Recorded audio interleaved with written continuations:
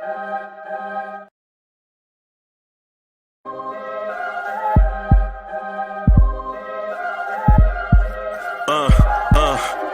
rank where the view is nothing less than phenomenal. For how I express and project from my abdominal. The only view better, both my daddy and my mama know.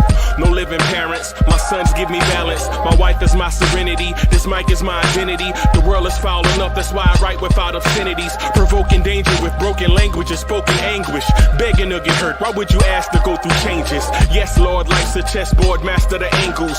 Control the tempo, be the one who holds the info. Acknowledge is just as deadly as machete swings. When spoken, the truth is as potent as that Medellin. While others swear the style is free, I just let it ring. Our time is undervalued, soldiers make us better kings. My fam's on my shoulder, reaching after better things. Today I take the shot, for them I'd rather set the screen. My mama told me follow my dreams. My daddy told me get it by any means. Stand tall, make him bow to a king. But I've evolved, you can see the result. Look in my eyes when you speaking to God. Life and for those who we caught up in using what I was taught with the muse. I guess they call it proving I'm more than an artist. Penciling out my darkest while stenciling out a harvest. And storing what gets me from A to B, just like garages. Instrumental with collages. Envision what I've been drawing. Broadway to give you rhythm like the great Lena Horne. So bent on, found comfort in the storm. Find peace and on when you see them others perform. Organized chaos, I'll cast it like hey ya. Yo, Coach, how you doing? Shadow Bob, what do you got going on over there? Yeah, the light is kind of blocked by some stuff, so it's too bright when I have the light in here. It's like vampire. Cowboy Bob's future so bright. I like that. Thanks, Coach. I appreciate that. How you doing tonight? Good evening, everybody, and welcome to Knicks at Night podcast. I'm your number 2 and other number 2 Chief Rockers. Yep. People in the house, and we got Cowboy Bob, the dark and shadowy one. And I'm referring to his lighting, not his skin color. All right. Just want to put some shout outs out there on this lovely Thursday evening. Our main man, the man with the wrench, Kerry Cox in the house. Salute. Dan Berry Sports Highlights, salute. Fritz Alcindor, the man, the plan, knowing about the inner workings of the front office and the money. We got Alawise in the house. Salute, welcome. Salute, Alawise. I think with your headphones on, you can hear when I'm talking, like whatever's coming through your headphones come through your mic. Okay. So you can hear me? Yeah, we can hear. I can hear myself talking on your mic. Oh, damn. Yeah. That's why your headset's on. So yeah, man. How you doing tonight, Bob? Oh, he's muted. Okay, so yeah, I just wanted to Freezy's got a couple things he's got to do right quick before he gets on with us. So we're going to get things started.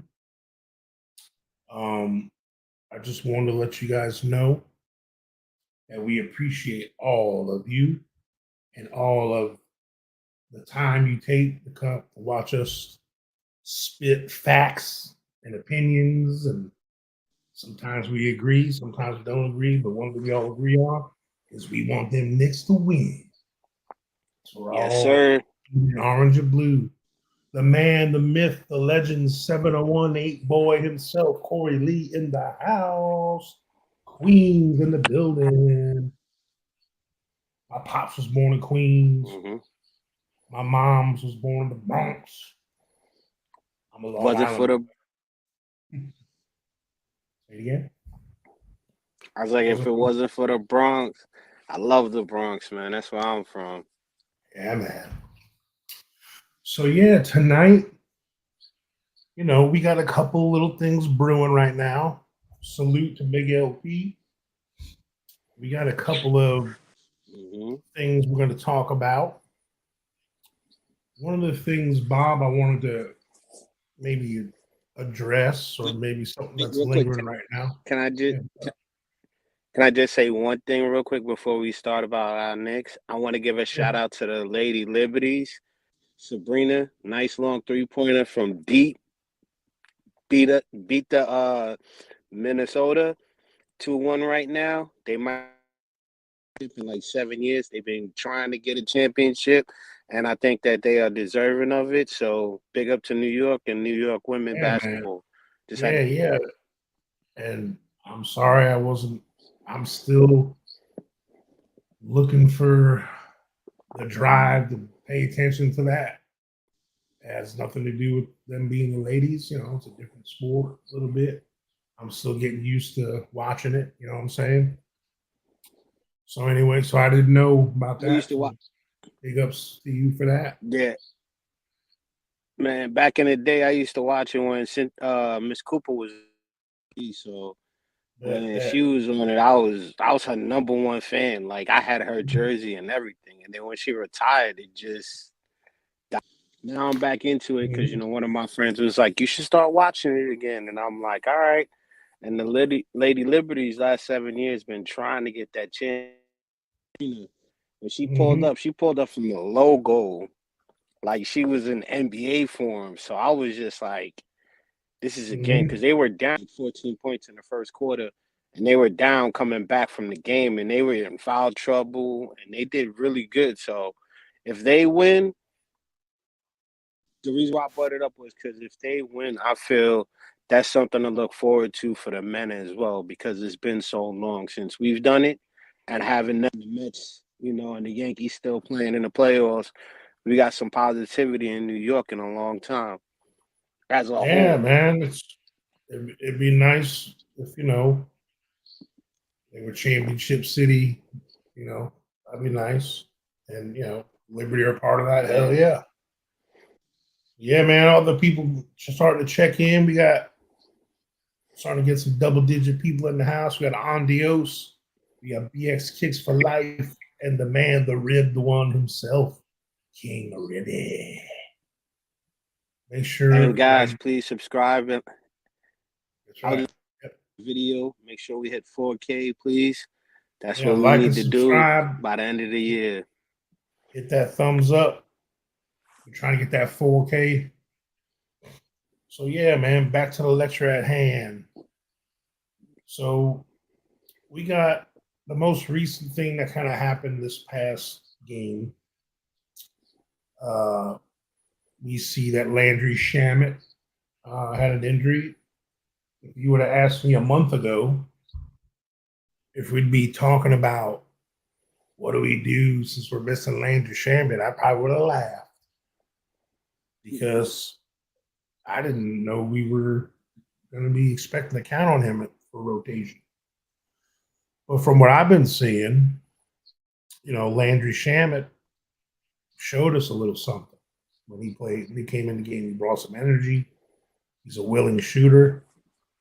He has that opportunity to get hot. And he looked like he was going to be one of the wings to come off the bench. So, not that he was going to play a lot of minutes, Mhm. but we're not trying to let McHale and OG play like 38, 40 minutes a game. We don't need that, right? So with that being Mhm. said, what I'm gonna put a little bug in your ear and in chat, you can chime in on this too. I want to know, who do you think that next player is, whether he's here or not, to step up in the rotation and maybe help us with that wing backup wing situation. Just to give you little hints of some choices, we had our first round pick, Mr. Pakam step up and show us a little something something when he had an opportunity to play. We got a really crafty veteran who has shown pretty recent past that he can still score the basketball. Last 2 years, he hasn't played much, so he hasn't had the volume of minutes to show he can score a lot. But he showed a couple of flashes here and there when he came in with us. And is it someone we don't have? Is it Josh Hart? And we put someone else in the starting lineup. So there's all these things we got floating around right now. So with that being said, Cowboy Bob, why don't you give me your take on what you think our solution will be for this I so-called appreciate that. problem? I don't really think it's a problem. I just think it's just, like a speed bump, so to speak. It may slow us down. I feel the younger guys, like you said, Beckham Dadier, I feel we should wait, not because he's not shown that he can play. The kid is the hell out of me, and Unc was right about him. I'm still not gonna sit here and act like, oh, I knew about him like I did Huckaporty. I think we should wait because further down the road we may need them. I know. I'm gonna But I'm giggle just every saying, time you say it this morning.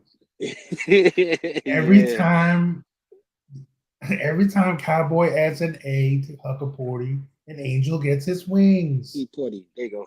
All But I think that we should wait for the younger guys, not because they're not ready, but I would rather them get the opportunity when needed and they actually have the time to play. Because if we put in Packham now, and that also then creates another change to where now we might have to push him up as opposed to him, being a specific style type player. And with that being said, I feel that the players we have now, we can just let them figure it out because Josh didn't start playing basketball till like 2 weeks before preseason. He was resting his injury. So he looks a little bit out of it because, to be honest with you, we know this isn't what Josh Hart really is. So he's kind of working through it. And when he figures it out, same thing with Bridges. Bridges is the wing like OG who, when he gets beat, he's going to come back and cover for him.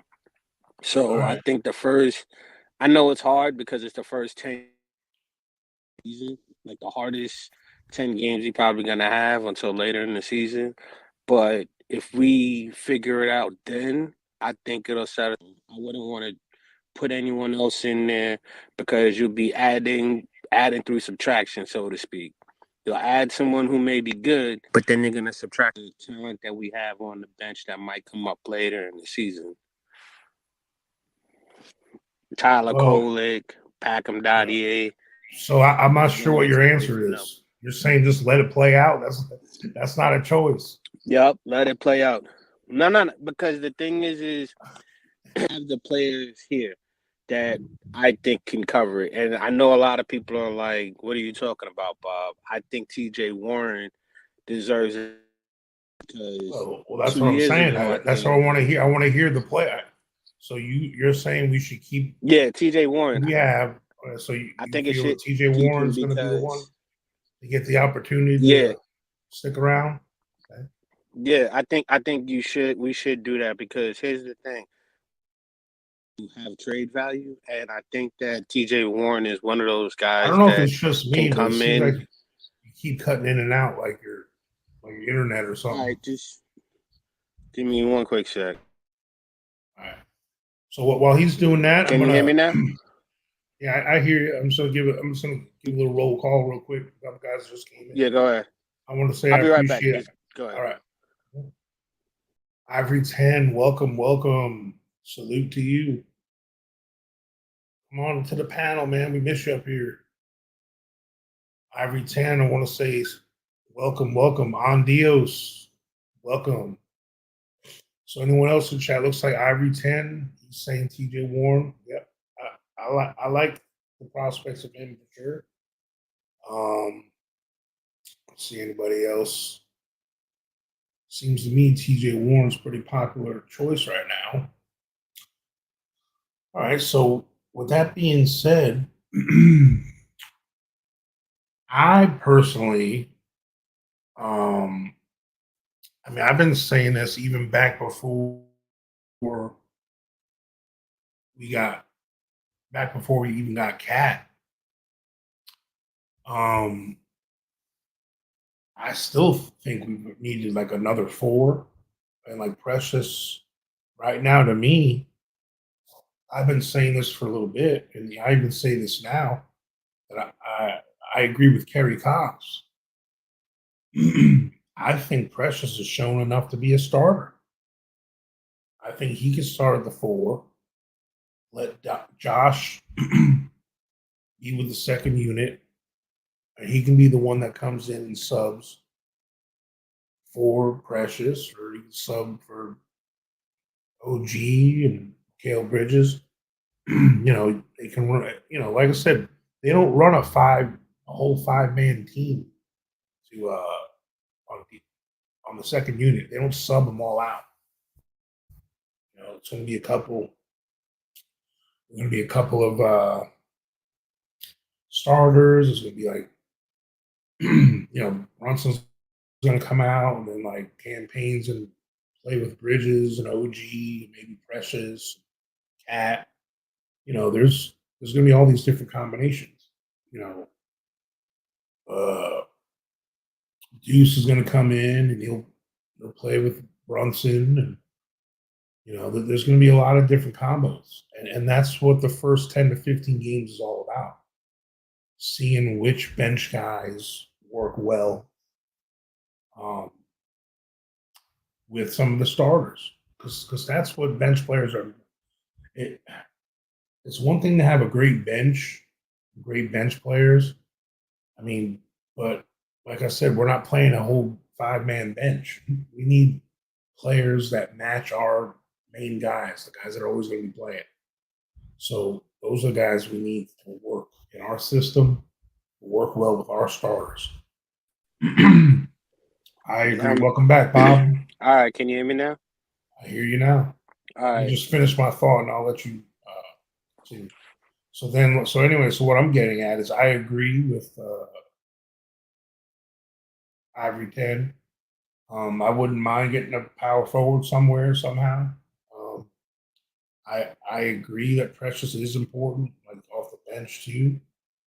But if Josh goes to the bench, he would be the important one. So I don't know. It's not like I'm taking away something from the bench because I said this last night and before that. A starting 5 doesn't have to be all freaking 5 all stars. It's who you finish with. So and even if it's that, like I just don't want to see Precious playing extended minutes at the 5, unless it's against a team whose 5 isn't maybe a traditional 5, or they don't have much of a backup. Maybe it won't be an issue. But to me, I think Precious is at his best when he has another big on the floor around him, too. So that's just my take. So tell me what you think. What do you think about? Since I did want to talk about Precious because he just had a really good game for us last game. I want to see your opinion on what you think Precious, how we should use Precious, and what role, how often, what position. I prefer him on the second team because the thing is what he brings is a uniqueness about him. The way he's able to control the court, the way he's able to break down and help the other guys on the second team, as well as if he was on the first team, I don't think it would be as productive because we have a lot of guys in Cat, we got Brunson, they're gonna be doing their thing. And I think Precious won't be looked at as well as he has been coming off the bench. Plus the way he can score, help us out when we're down and attack how he's been playing. I think it's better off the bench because if our starters are cold, he's not gonna mess with their groove. He's just gonna come in the game, do what he gotta do, and then go back to the bench. Josh Hart, I think to be honest with you, I really don't think he cares whether he starts or if he comes off the bench. But for me, I would rather have Precious coming off because what he can bring in rebounding. I think he had 16 rebounds or Yeah.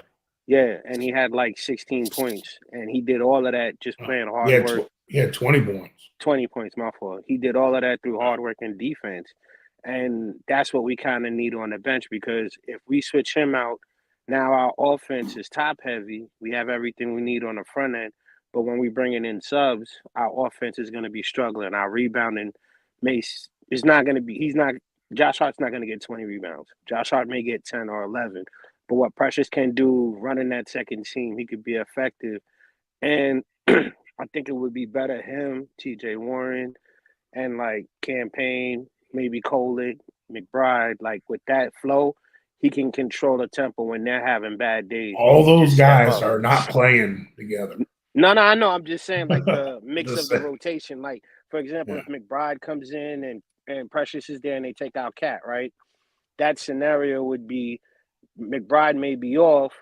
Now Pressure can just get into his bag. All right, focus on rebounding, getting down into transition. Let's focus on defense. Let's focus on, like he'll contribute in the aspect to where when everybody else on the second team is having bad shots or whatever, he'll be the main guy. So for me, he would have that effect that last year that Josh Hart had coming off the bench, but with offense because he'll be able to rebound. He'll be able to actually play better defense. And with the second team, with the better defense, it'll be more of an advantage than running with the first team.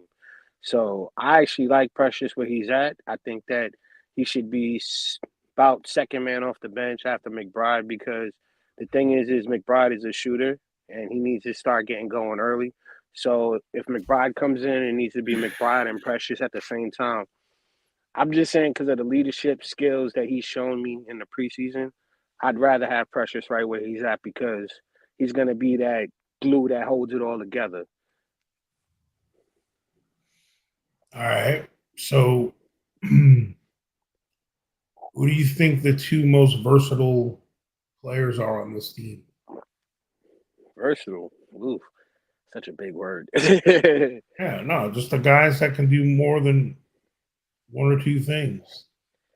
Precious and Cat. I'm gonna say this and I'm gonna I was continue. thinking Josh. I mean, we know what Josh is as far as the only thing. Cat's pretty much what he does what as far as what he may have more in his bag to do, but I wouldn't say he's versatile. It's not like he can, run the point. Okay, Or, good I'm, point with that. I'm not saying Precious or Josh Hart can, but both of them can. I guess let me rephrase it. I guess which guys can cover multiple positions, and and also that would be considered a bench person. Like obviously Bridges and OG are major starters, are all versatile. They can do things. That's why my other idea for, especially if we're counting on, because of the emergence of campaign and the idea of TJ Warren being able to score too,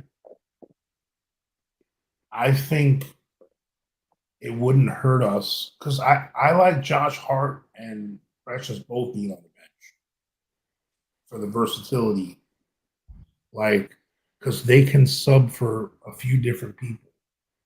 Like TJ Warren, he can come in for a certain maybe I don't know if he can really play the four. He's kind of tall. He's like 6'8", 6'7", but he's not really a four. And he's definitely not athletic enough to be a two, cover twos. He's kind of pigeonholed at that three spot pretty much. Same thing with Deuce.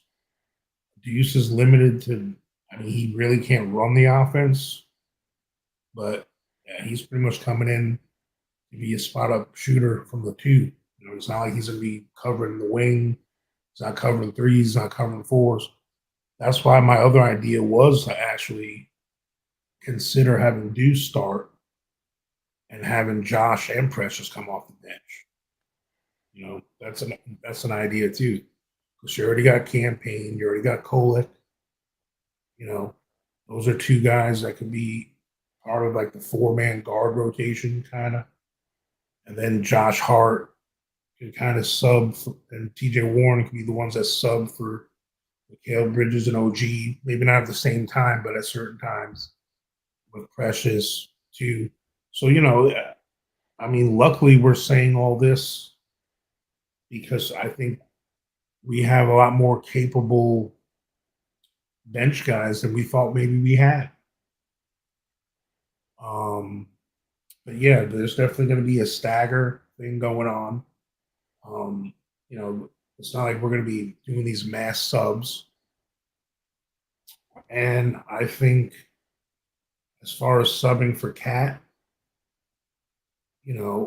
that's where I think we'll have a feel of who the other team has, because a lot of other teams go small when they start bringing in their backups. They'll have like a smaller guy like Precious maybe playing the pseudo five, and in that case, I don't mind Precious coming in for Cat. But for teams that keep a traditional big in the game, even on their second unit, like we play our Orlando or like in Cleveland or Indiana, who has like another big guy coming off the bench. That's where I think Huck Porty and Sims might need to be the ones that come in for Cat and maybe let Precious run the floor a little bit. So, there's choices there, which is nice to have. Like it's something that the Knicks haven't had in a long time. I like what you said about Bridges. I mean, McBride. Sorry. I like that idea more than the other ones you've brought in, because that would actually just give us a chance to allow McBride to just focus on his shooting. But then I kind of think that, I hate to say it, we're small, but with the defense that we do have, I think that could work out a lot better, because now Deuce would just focus on scoring and trying to play like not so much the Dante role, but the scoring side of Dante's role, where he can shoot the Right. three, he can hit the open shot, because he doesn't have the ball handling or the defense of Dante, but we can use that aspect, which can help the team out. And with Josh Hart, because last year we even went small ball, the whole small ball thing at times for most of the season, and Precious was there. I think that them two running it together would actually just solidify the small ball theory, and we would actually be better. That I feel more comfortable with than anything else, and especially with Warren there. But when it comes to that center position, I think we should. I think we're gonna have to play small, because the thing is Sims, to me, I don't know what it is with him. I don't know if he's ready. I don't know. I just, to me, it's too many years for you to still have question marks. And then our rookie Ariel, I think that, as good as I think he is, there's still things he's got to learn, and that comes through time. And I don't want him to get burnt out too early. Even though he played overseas at a young age, played in 2 European leagues, he played in Major League Basketball for, I think, 3 years before he even got to the NBA. So he has experience. It's not like he can't pick it up, but it's the timing of when we play these top 10 teams. Like, for him, I think that we should build along throughout the season, let him slowly slow in.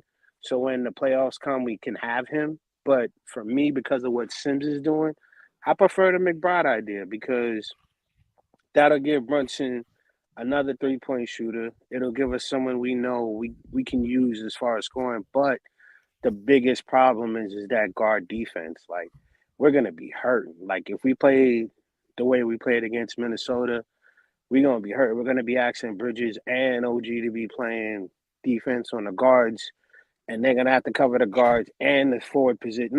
Think about it. Like, look what happened when Ant Man. I was Ant laughing at Man. Kerry Cobbs.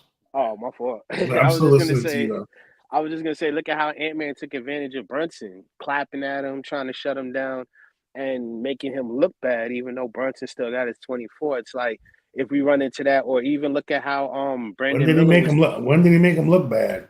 He's hitting them threes in his face, man. And then it's even I with mean, Brandon Miller. he was Like, shooting them way back. yeah, yeah. And then even look at Brandon Miller, how Brandon Miller was taking advantage of McBride. So it's like having them two being the main defense, so to speak, as far as the point guard or the shooting guard position. Yeah, down low will be perfectly good, boxed out, but that defense is gonna really we're opening up the floor for them to allow their guards to actually score. And I think that that's more dangerous for us because if they get hot like how Boston did last year against us when Boston shot 64% from three-pointers, and that's just Well, I'll me, tell you right now, if nobody's gonna do that. I know. we play Minnesota in a real game, real live action, or in a playoff scenario, Mikal Bridges will be covering that. Okay, it ain't gonna be Brunson. All right, that was and plus he wasn't even on him the whole time. Yeah, it was only the second quarter, but it's just them two defensive liability. Like, don't get me wrong, I know McBride can McBride isn't play. a defensive liability. We talking I about know he's he can good on play defense. defense, but against a guy like Ant, against a guy like Yeah, Brandon well, Miller, against okay, you're talking about top five, top three picks in the draft. Of course, they're going to be a tough cover, man. I mean, there's a reason why they're high draft picks. You know, they're a tough cover for a lot of people. True, But no, I understand your point. true. And let's give a little update here. We got a few new guys popping in. We got King Imbert in the house. Welcome, welcome, salute. We got Corey Scott in the house. Who else we got? We got Tay Mac.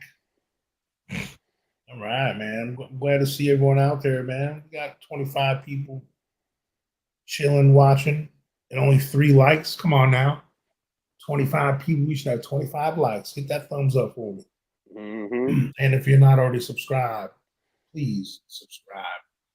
We're trying to hit that 4K, baby, by the end of the year. But yeah, let's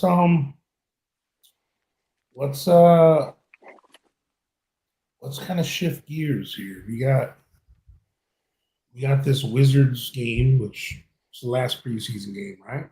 Mm-hmm. Coming up. Yep. So what do you think we're gonna do with that game? You think that's gonna be a little mini test run game? The starters are probably gonna play about 30, 35 minutes. Give a little dress rehearsal for the season. Or did the Shamit situation give us a little scare and maybe they're not going to run our starters as much? I know my personal opinion. I'll say mine after. I'll let you elaborate on what you think and in the chat. Let us know. Do you think we should treat this last preseason game as a little dress rehearsal? Let the starters rock for a little while, see what we got, get some chemistry going.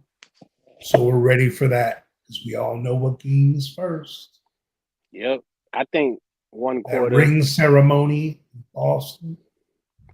I think one quarter would be good because the object is it's Washington, and I'm not trying to knock Washington or anything like that.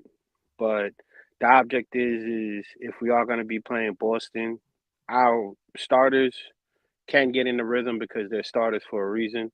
But if our second team can develop over this next game like they did last game and be consistent with that, that's going to help us getting into Boston more than us trying to get Cat, Brunson, and all of them on the same page because they're going to eat. So for me, I think that we'll probably see them for a quarter just to, get some exercises, run some plays. But for the most part, I think it's going to be how it was against Charlotte, where we're going to have everybody trying. And I think we're going to see more Pacom Dadier, as a matter of fact. I wouldn't be surprised seeing him playing like before the second quarter, like early in the second quarter, because, excuse me, not just because what he did in the second quarter of last game, but he hasn't been really around preseason before then. And I think they're going to try to use him to see what he's at, to see whether if he can stay on the team, because he has some great value that I didn't even know about. His defense, his offense was clicking when it needed to be, and he was able to transition from offense to defense. And if he could give us that with Boston and their second team, I think we're set because honestly, like I said, I haven't seen any of this from him. I know Unc talks about him all the time. That's my boy.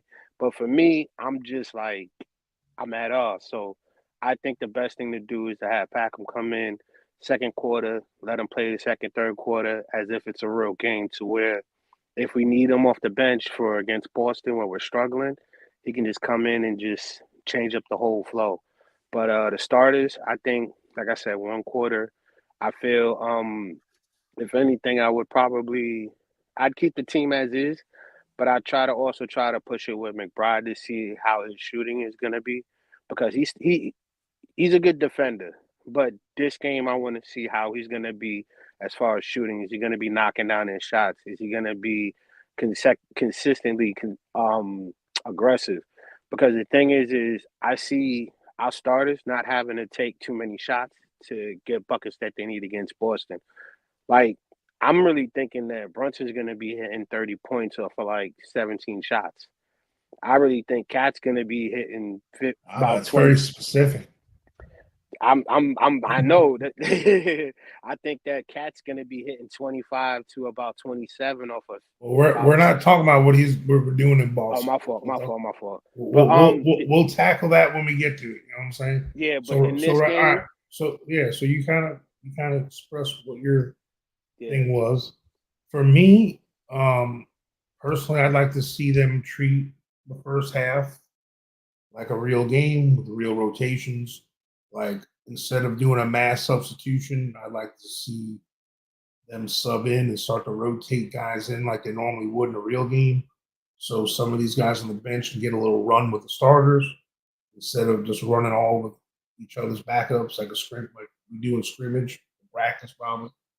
Um, so with that being said, and I think because of who we're playing, if we play this first half like a real game, as far as minutes go and minutes distribution, um, I think we'll have the game in hand by the half so much that then we can fool around in the second half and give some extra people some playing time and see what else we got, and then shut down our starters and get ready for the boys in green and white.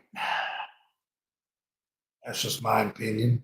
But I'm kind of worried about, not worried, but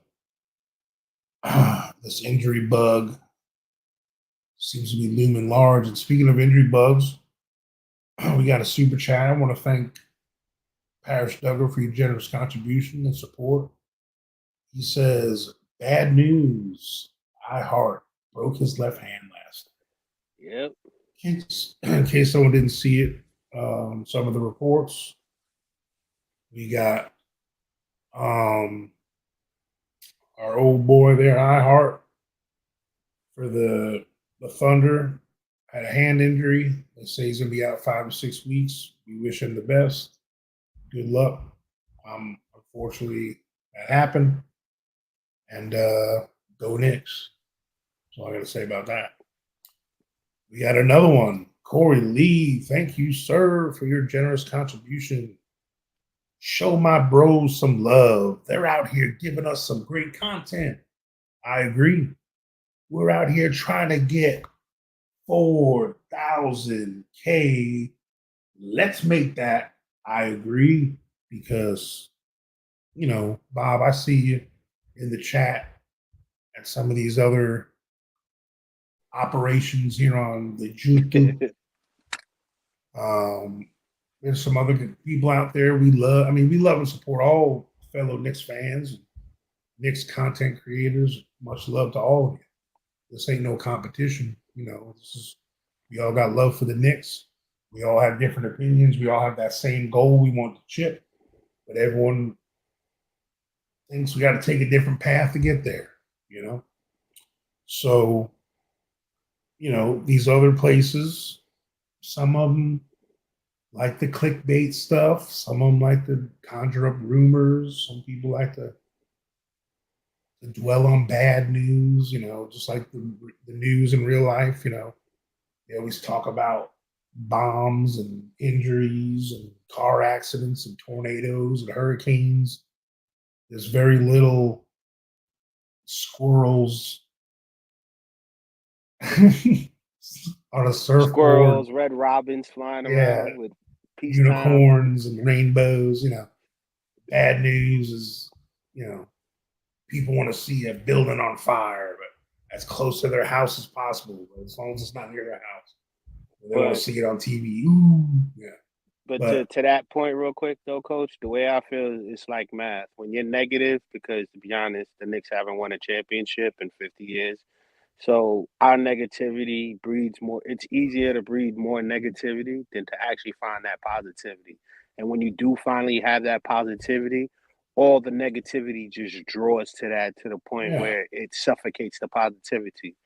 So right. I, I And, like and, I like what we're doing, and I think we're good. mhm, It's just we gotta take it one day at a time. that's it. And and this is something I alluded to. Man, it's probably been a couple weeks ago now. We were talking one late night about, there's a lot of young bucks like yourself.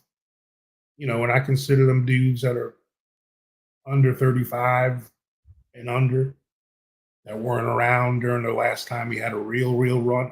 That little mellow thing was nice for a couple years. That wasn't really a run, but for you guys that didn't live through,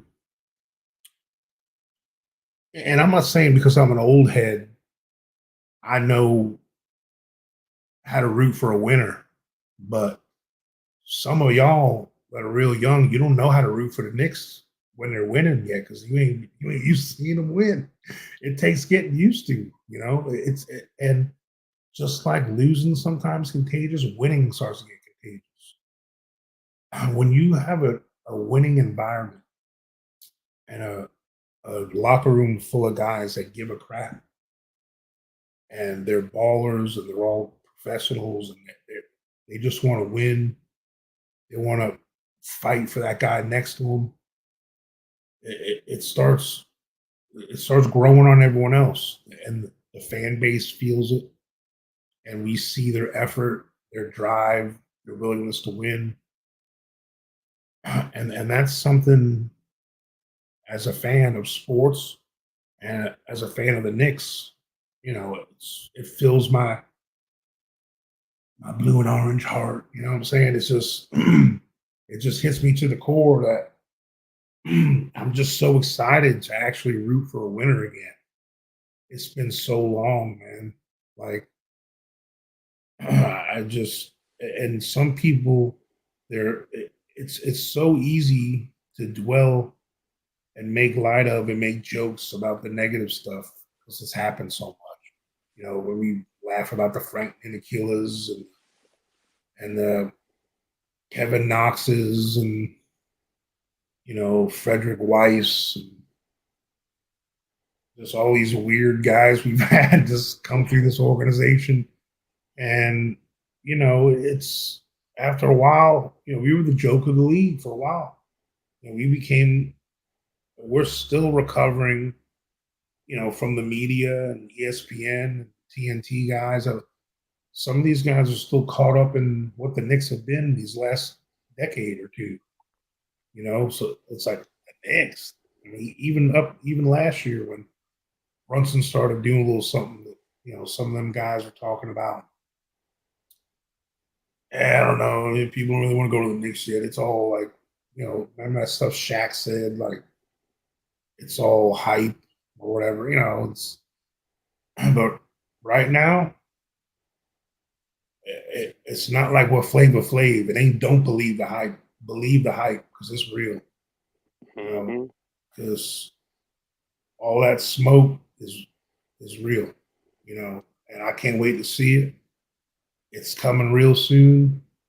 We got this last preseason game to get done tomorrow, and then it's time to put on that hard hat and get a lunch pail and go to work. Salute Justo's in the building. And Justo, thank Justo. you for the nickname Airporte. He's the one that, yeah, he said it in the chat, and I have been saying Airporte because I can't pronounce it. But it was him that started that whole airporty, like airport. I like that. But real quick though about your point, I look at it as because we all New Yorkers and I'm from the Bronx and my family, we all play lottery a lot. So it's like for like 50 years we've been playing lottery. We win $1 here, may win a few dollars here.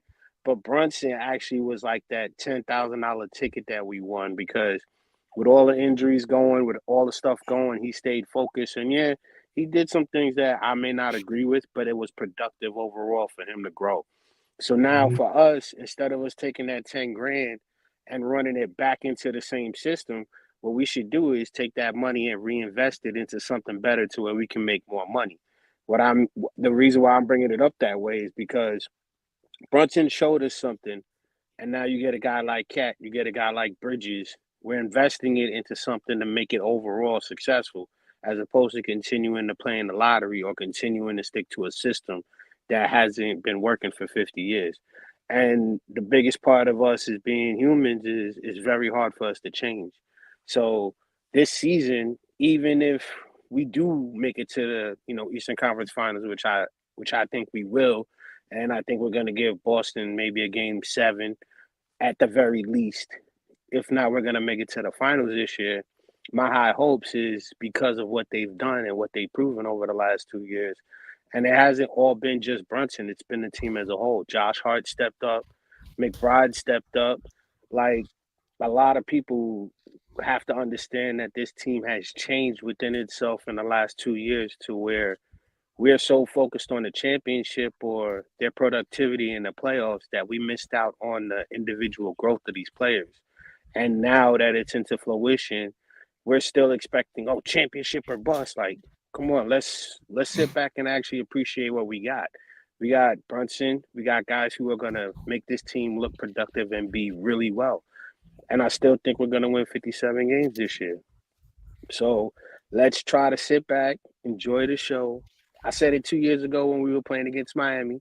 Just enjoy the playoffs. And everybody's like, nah, we're gonna beat my let's sit back and relax because now this is gonna be moments in times and this is where it starts to change to where you're gonna see something and you might miss it because of your own mentality of still being stuck in the past. Like I hear Right. people still talking about, oh, the Knicks will never be the same without Randall because of his post presence and this and that. We passed that, man. It's like when you graduate And high there's school, still are you people still doing complaining this? about the cat trade. Come on, man. Yeah. Like we He's we here. Deal with it. graduated from high school. We in college now, you know? We're in year 2 of college. You don't take the same classes as you do every year from college, but for some reason we do as Knicks fans keep going down the same road. So this year, sit back and watch the show. I guarantee you a lot of people are gonna be surprised. I'm one of them. I didn't think Cat would be this productive coming in. For 3 years I argued it. But now I'm even willing, like, let's see this because I'm tired of losing. And if this doesn't work, it's a direction that we learned something new. And there's nothing wrong with learning something new in failure. That's how you still grow. If you keep doing the same thing, expecting the same results, that's what we call chaos. But I like it. I think this next game we're gonna be good. I think we just need to sit back, watch it. I think again, like I said, I think the starters will play probably the first quarter just to get their legs under them. And then we're going to try to push with the second team. I even think we'll see more TJ Warren. I think we'll see more McBride trying to control the offense because I think they're going to hold back on Kolick a little bit just to try to give McBride to see what he's going to be able to do. But I wouldn't push it too hard against Atlanta. Sorry. Yeah. Go ahead, coach. Yeah. No, I mean, you know what I'm saying? I mean, as far as you know, I'm not sure how long we're gonna rock tonight. I know Freezy isn't here yet. I personally can't go too long tonight, but I don't want to say this in closing, but I just wanted to kind of give a end of the preseason coming kind of blurb. As we gear up here, getting ready for the regular season. And as the preseason kind of winds down, we should take a moment to really appreciate what we really do have right now. This team with its gritty DNA, it reflects something that we should never overlook, like humble leadership. Think about that. Humble leadership. When you got a guy like Jalen Brunson who's running the show, and now we have Karl Anthony Towns bringing his versatility to the floor. we've got a group of leaders that just don't talk the talk; they put in the work. Okay, it's easy to get lost in the big trades and star power, but what really matters is how these guys mesh and how this current group we have meshes and how they bring out the best in each other. No matter who comes in off the bench, who starts, who doesn't start, it's about who that 8 to 10 to 11 to 12 guys that might play some this year, how they all mesh together. Because that's what it comes down to. I think we have enough individual pieces to create a mesh of a great team. Leadership isn't always, a lot of people think of leadership, they think of those rah rah guys in the huddle, and, they're really outward and out and about and loud and proud. It isn't always loud or flashy. Sometimes it's like that quiet determination. This team is built on, last year, man, we went through a lot of crap, man, with the midseason trade. We had guys hurt. We had guys almost come back. Then we had that little tease in the month of January where we were the best team in the league for a while. Then Randall gets hurt. We're built on resilience and growth. That's what this team's built on. So, as we look ahead, we can remember that it's not just about the big moments. It's about the grind. It's the little things that turns a good team, which we were a good team last year. Even with injuries, we were a good team. It turns the little things. It makes the little things that turn a good team into a great team. So let's enjoy the ride. Appreciate that squad that we got, and get ready to make some noise here on Lawrence Tears in the Garden if you can afford it. Personally, I can. But the season's coming, man. It's time to believe. Let's go Knicks. You know what I'm saying? I just wanted to answer Justo's quick question. He said, do you think Josh possibly being passive on offense again will cause him to have less trust in him in certain points, like when he did in Miami 2 years ago? I don't think so, personally, because last season they still wasn't trusting him. He had to kind of earn it. But I think now it's going to be more of him trying to be a silent killer as far as who he is. Like, Josh Hart probably shooting 4 3-pointers, I think is a good thing, because all he got to do is knock one or two of them down and we're good. I think Josh Hart would be that guy that'll come in, give us probably 4 or maybe 6 points at the right time when we're struggling, just off of what he's doing. Maybe get to the foul line. That type of contribution, I think, is warranted more than him being a scorer, because the thing is you're gonna have off nights and you're gonna have struggling moments between the team. So Josh Hart taking a step back offensively, but showing that what he was doing last year, he can still reproduce it this year. But I think that that's better, because we won't be depending on him when we're down by 20. We'll most likely be probably dependent on him when it's like down by 4, or it's a close game. We're up by 2 or 3 points. And I know he can knock down the shot or he can get to the rack and do a layup and even get a foul call. So for me, I would rather that scenario than try to depend on him like we would McBride, as far as McBride shooting the three above 40%, or how we expect Cat to be. Because if you're going to put those expectations on Josh Hart and he falls short, we lose everything that he built up to be. And I don't think he was ever built up to be that type of player. Well, I don't think Justo's asking for more, give him more have higher expectations. Oh, okay. So he's just asking, do we think that possibly being passive on offense will cause him to have less trust in certain spots? I'll take a stab at that too. I'll allude to it. Because here's the thing about Josh Hart. His value to the Knicks goes beyond just his offense.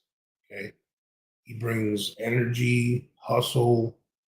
He does a lot of the dirty work that doesn't always show up on the stat sheet, right? But if he becomes too passive on offense, it could impact how much trust the team has in him in like key situations, like especially when you need a balanced offense attack. We got four other guys that can light it up at any time.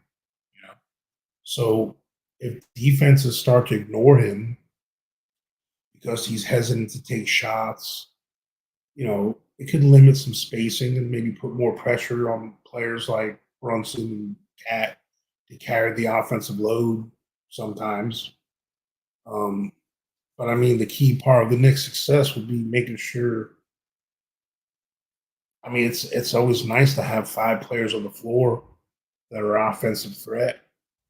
So I personally agree that I think Josh Hart will need to stay aggressive like he was before. I just think he doesn't mind taking a back seat because he knows a couple of the new guys in the mix need to eat, and he doesn't mind just getting the scraps per se. You know what I'm saying? As far as scoring goes, um, but I think he will need to stay aggressive. He plays better when he's aggressive, even if it's just taking open looks. Like I don't mind if Josh Hart doesn't force a shot or if he doesn't drive when he shouldn't. I don't mind when he passes those things up, but there's been a couple times he's passed up in the preseason like an open shot or open drive. I don't need him. I don't want him doing that. Yeah. If he starts passing up shots in big moments, that could affect maybe some of his minutes, or the situations, where he needs to be trusted down the stretch. We might not use him to close games offensively. Like if we're in a dogfight where we got to score at the end to win, we might not see Josh Hart. Now, if we're holding on to a lead, I think Josh Hart will be there. But with that being said, even though Josh Hart does some weird crap sometimes, he has a good basketball IQ. So it's possible that he'll find ways to contribute without forcing things more. Like that's how he can contribute. Staying confident and aggressive on offense, I think will be the key for him to maintain trust. So like, since now we've got, with OG Anunoby and Mikal Bridges in the mix now, Josh Hart's potential passivity, that word, him being passive on offense becomes even more important to consider because Anunoby and Bridges, I mean, they both bring strong two-way play. They're both capable on defense and offense. So if Hart hesitates in taking shots, especially with versatile scorers and defenders around him, it could lead to a shift in how we use him. You know what I mean? Mm-hmm. So, like, go ahead. Yeah, well, I think that was one little part of thought that I'll let you chime in. I know I've been kind of babbling for a while. I just feel I like like hearing it. It just to your point, yeah, you were right. He has passed up some opportunities, but yeah. But to in me, the end, the Knicks just they'll need balance. And with guys with Anunoby and Bridges capable of creating their own shots, it is important that Hart is a threat too. So while his hustle and his defense, there's always going to be value. Becoming a bit too passive can limit his role in critical moments. I'm worried about when it's really important moments and he's like that. You can't have anybody, not one of those five guys. They all got to be willing to pull the trigger. You know what I'm saying? Mm-hmm. So, the team needs spacing or quick offensive decisions. They might need to lean more heavily on other guys. So while Hart's unique skill and set, remains valuable to us, in the end, like maintaining offensive confidence will help him hold down like those big minutes like he usually plays in like clutch situations. Especially with this much of a talented roster around him. I can.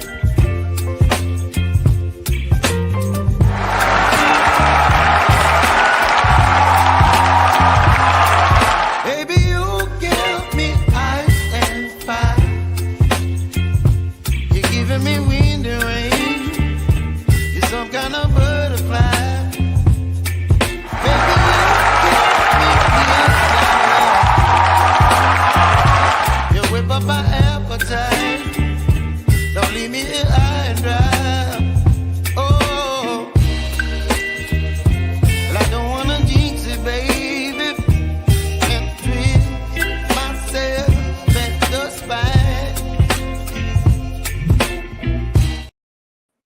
We want Freezy. Everybody, come on. Freezy. We want Freezy. Real quick though, let me just say something. What's good, everybody? It's your number one Rock in the universe. The main man, Uncle Freezy, finally making it to the spot. What's good?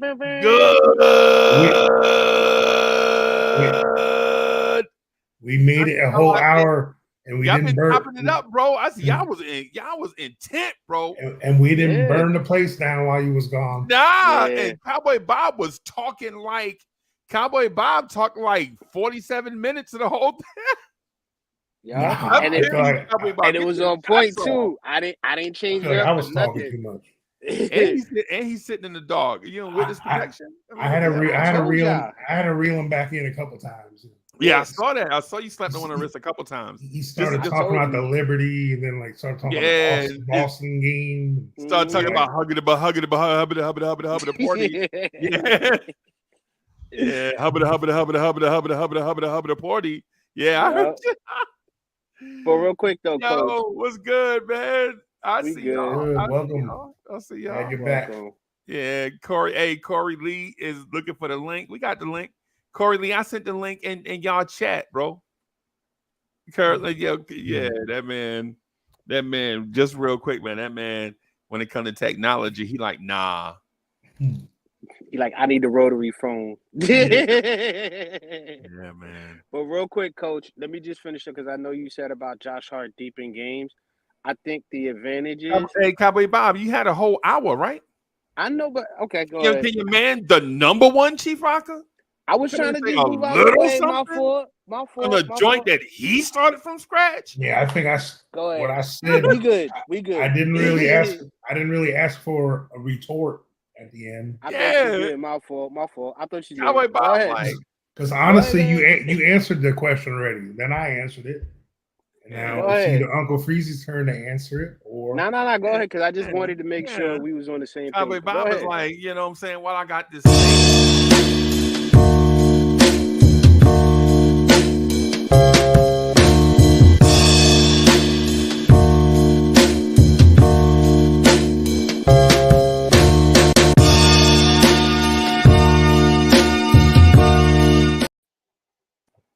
Yo, peace and salute. I'm sorry.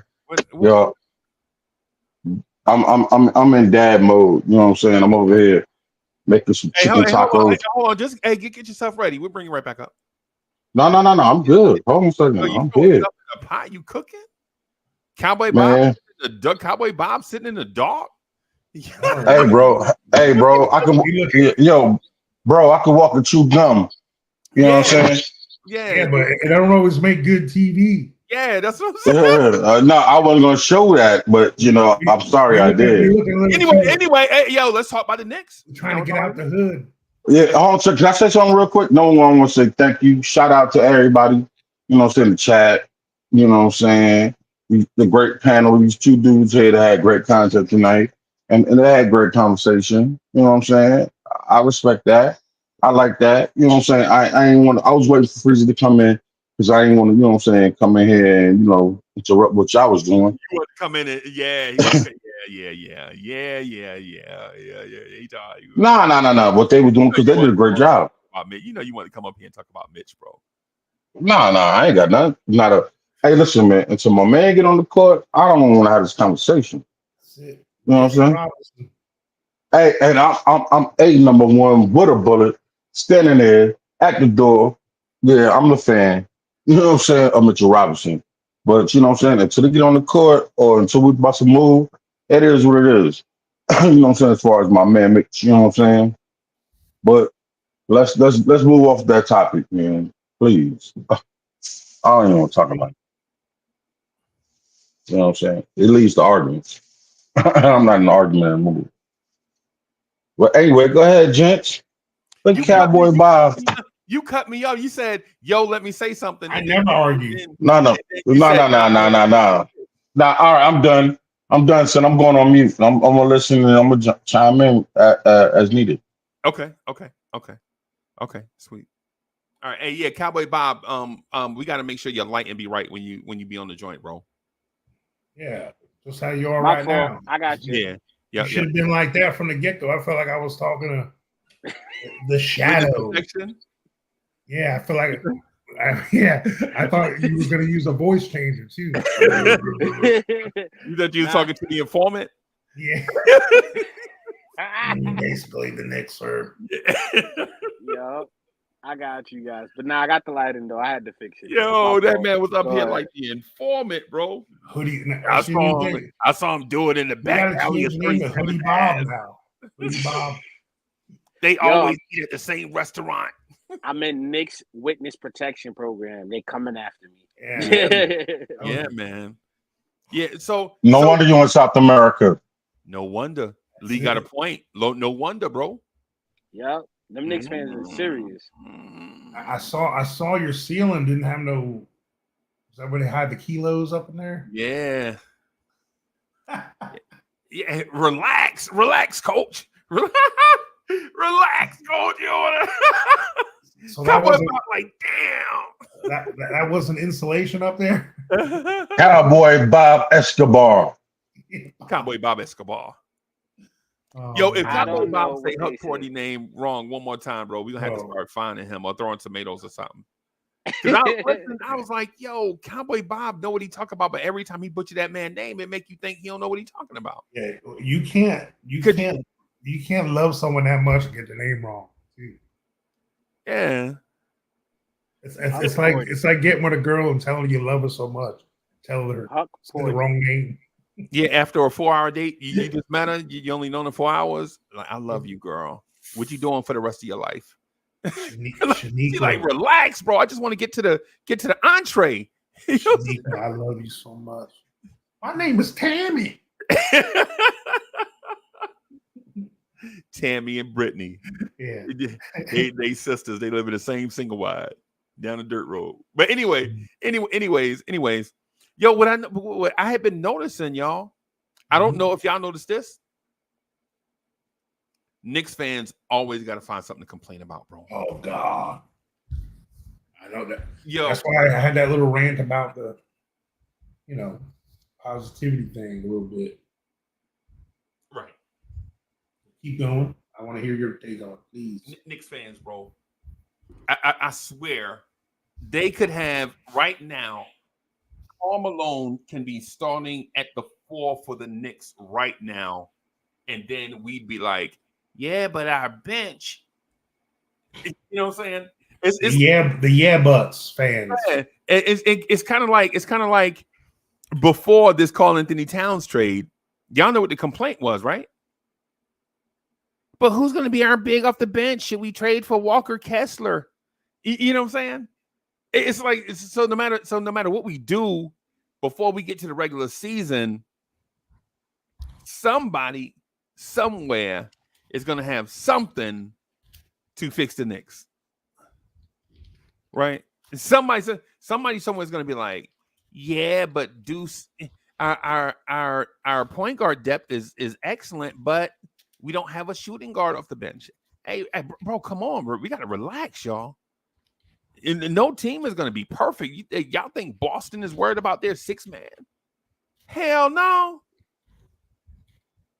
Dallas is not. The Dallas Mavericks are not worried about who their third big man is in their rotation. Right? If you're a New York sports fan right now, y'all should be worried about quarterbacks. You feel me? Go get some quarterbacks in New York, right? How about that? As far as the Knicks go, the Knicks are straight, bro. whether you start Josh or Precious or Deuce, you're still going to have that 3-card Monty in the rotation. It's not like you're finding a guy from outside and putting him in the starting lineup, and then something's going to happen to Precious or Josh or Deuce. Whoever you want to start, those three are going to be in the rotation anyway, playing the same minutes, right? If Precious starts at the 4, right, then Josh and Deuce are still going to play their same minutes. If Deuce McBride starts, Josh and Precious off the bench are going to play their same minutes, right? And then the closing lineup of the game is going to be the players that are playing best at that time. Tom Thibodeau showed y'all the other night when he had Jalen Brunson and Cat subbed out of the game late in a close game against Minnesota. They needed a defensive stop. Tom Thibodeau took out Cat and Jalen Brunson. Tibbs is going to do what it takes to win. I'm sorry. I don't mean to put it. I don't want to like rain on the parade or nothing, but say for instance they start Deuce. If they start Deuce, right? Does that mean Josh and Precious are not going to be key contributors? Nah. All it means is the substitution pattern is going to be different. That's all. Yeah. Basically what you're trying to tell to the folks and everybody out here and in the Knicks world is that Tibbs is trying to do what he can do because this is his. I'm putting all my chips in the table as well, and I'm going all out with this team. Period. And I'm timing out. They let him run the show because it's just like y'all remember when Bill Parcells was interviewed and they were giving him a big deal about he was making a big deal about wanting to have a little more control over who he gets on his team. And he made that good analogy about, if I'm going to cook the food, I just would like to pick out the ingredients. Yeah. Hey, bro, and thank you for that because coming from a Bucks fan, I appreciate that. Yeah. Yeah. So, like as far as to piggyback off of what Freezy's talking about, like no matter how many moves, this front office has made, like no matter how good things are looking, there's always that group of fans, like you were talking about, that hits you with the but mentality. We bring in Karl Anthony Towns, we bring in OG Anunoby, we bring in Mikal Bridges, and people are like, yeah, but what about that superstar? Is it really enough? Bro, we got one of the deepest, most versatile rosters we've had in years, in decades, and some fans still find a way to complain. Look, right. I get it. As a Knicks fan, we've been through it, man.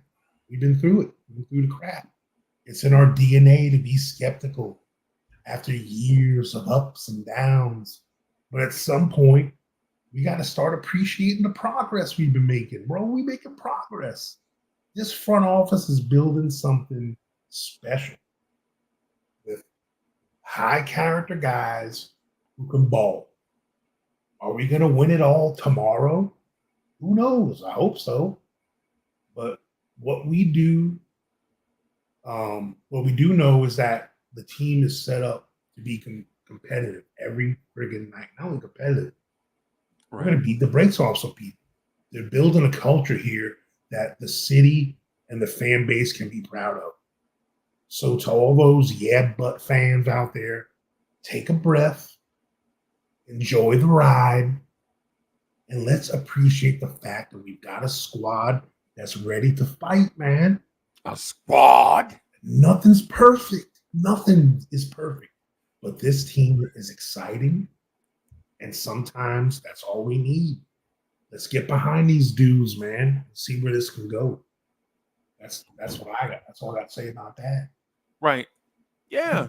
You know what I'm saying? We hadn't seen this team play a regular season minute yet.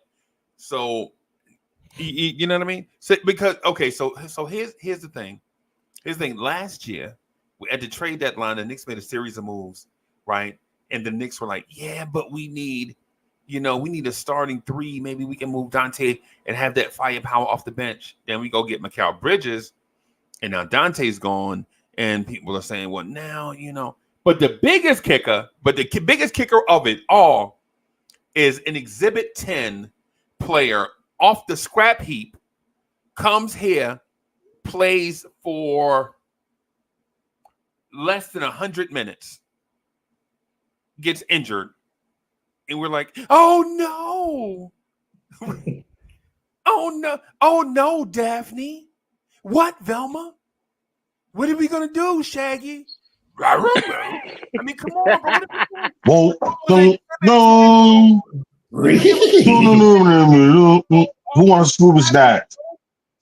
Right. Coach, it was an Exhibit 10 dude off the scrap heap. He was a non-prime free agent. He didn't come here and set the world on fire. He came here, he played a little bit, he got hurt, bro. Come on, what are we talking about?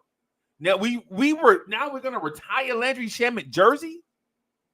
He was an Exhibit 10 dude. He came here, he played a little bit, he got hurt. Peace. Next. How many Landry Shamets are there out there? Yeah, a 6'4" decent shooter. We probably got them in the G League, bro. A decent shooter for an average athlete, decent shooter, 6'4", off the scrap heap vet minimum. I know a 6'8" decent shooter we got that can actually play some defense. Yeah. My thing is, my thing Young, is, though. well. My thing is, bro, the core of this team is intact, bro. Hell yeah, like the core pieces of this team is intact. If we're legit worried because Landry Shamet dislocated his shoulder, Lee, you know what I'm worried about, bro? I'm worried about the price. I'm listening. I'm worried about the price of Krug come June. Because I know the price of Krug is going to skyrocket. I know exactly once the election's over with. Yeah, bro. I know that. No, not Krug, the champagne. Oh. Krug. Okay, my bad. I think that's the one of choice. Skyrocket. Yeah, it's going to be the price of Krug going to be $400 a bottle by the time we win our championship, bro. You know what I'm saying? I'm worried about Dom Perignon 2014, bro. That's what I'm worried. That's what I'm worried about. Me and Coach sitting on some curb in New York on our third bottle of Dom P 2014, $275 a bottle, and we swiping Coach credit card. Damn. That thing's gonna deny. Your banking and savings ain't lined up.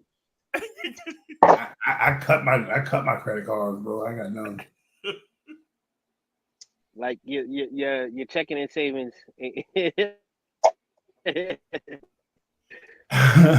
Yeah, man. So yeah, Landry Shamet, I appreciate the 3 or 4 weeks he was here. The effort. Yeah. Yeah, but I legit can't wait to see the season Jalen Brunson is gonna have. So watching Landry Shamet was fun during the summer, but I can't wait to see Jalen Brunson when this season starts, bro. I can't wait to see Karl Anthony Towns when this season starts, bro. These are the type things that I'm really concerned about, right? Those type things, right? Salute to Andios and Miguel P and others in the chat, man. Salute to y'all. Coach, I heard what you were saying about Precious. Hey, man, if they do it, do it. I heard what y'all was saying about Josh Hart. I don't know if I agree, but that wasn't my opinion. That was y'all opinion. Yeah. I mean, after you said what you said about, honestly, him starting, it don't matter. It's just at the tip.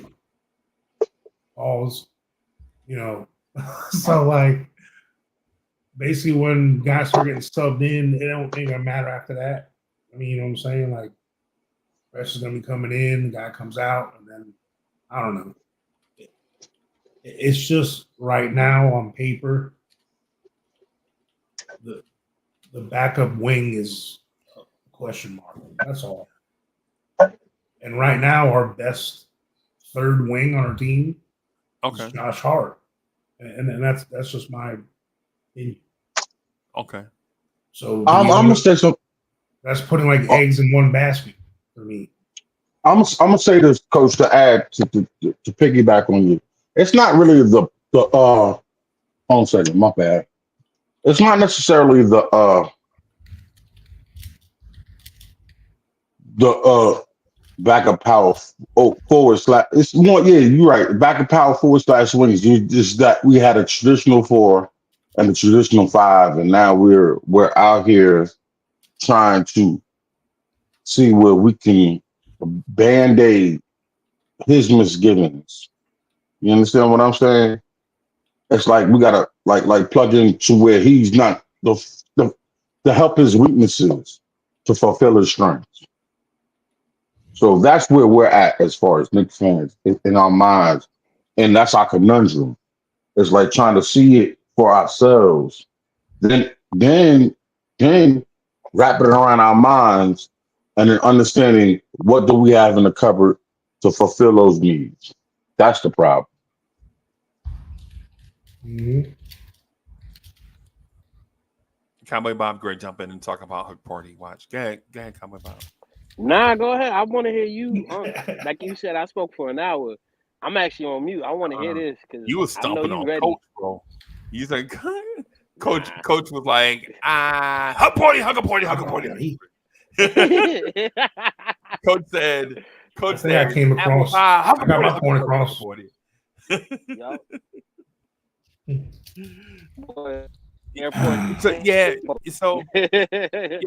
So one of the things I think that we're gonna have to come to grips with, Coach. I talked to a Celtics fan today, right? Celtics fan. He probably watching the channel right now, talking shit. New name Marcus. Marcus, if you watching. Man, I got something for you. Oh wait, it's in my pocket. Right There it is. There it is. Marcus told me something today, and it was profound, right? So I was like, yo, that's why when y'all cut Lonnie Walker, we gonna bring him here and he gonna play for us. And what he said was, you expect me to respect y'all when we cut our 17th man and he'll go and get 25 minutes a game with y'all. Oh, please tell me you came back with. Yo, what can you say? Cornette? When they cut their 17th man and the Knicks gobble him up for him to be a rotation piece, it's like, bro, we drop Cornette like hot, wet garbage, and he might be their They turn full-time center until so it's one of those. It's one of them things, man. As a Knicks fan, it's going to be hard for us to get respect. The Celtics fan base legit does not respect us. Right? They don't respect us. They don't have to. To get respect, you have to earn it. Right? And so with us talking through hypotheticals about, man, if Deuce does this, or if Huck Porty can do such and such, man, Pacom Dadier looks like, bro, we got to put our best foot forward at the start of the season. We don't have to beat Boston, but Boston needs to know that they're in a battle. Right? And we don't have to win every game, but teams need to know that we are legitimate. Right? Teams have to know that we're legit. Like, we don't have to break out of the box and be 35-9 or something, or what's the All-Star break? About 50 games, 49 games. We don't have to be 40-9 at the All-Star break for people to respect us, right? But what we do have to do is every night put our best foot forward, right? And show people the fruit of the labor that was put in this offseason. Right. And not just by Tibbs. Tibbs ran. So when you watch for the basketball nerds out there, for the legit basketball snobs out there, Tibbs ran 2 plays I thought he would never play. He ran reverse cuts, right? He ran reverse cuts away from the basket, right? And what it looks like to everybody is when you see the both wings start out in one place and they spread out and go to each wing, it leaves a lane right there for the pick and roll guys to go down the paint or to create, right? In years past, you couldn't run that because we had centers that basically clogged the lane, right? So, but Tibbs ran that a couple of times the other day, and I was like, yo, the coaching staff has been in the lab, or they have an injection of new energy that brought something new to the coaching staff.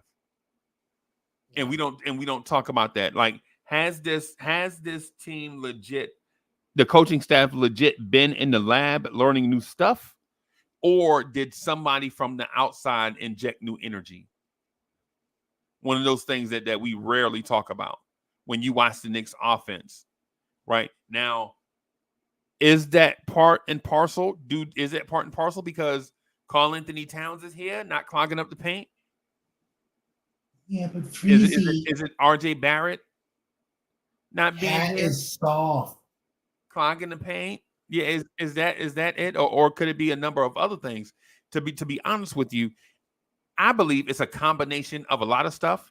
New energy into the coaching staff. The coaching staff is in the lab, new personnel, and a new mindset by the front office. Like, hey, listen, we can't do it the old school way no more. You can't keep hitting your head up against the wall. You got to try something new.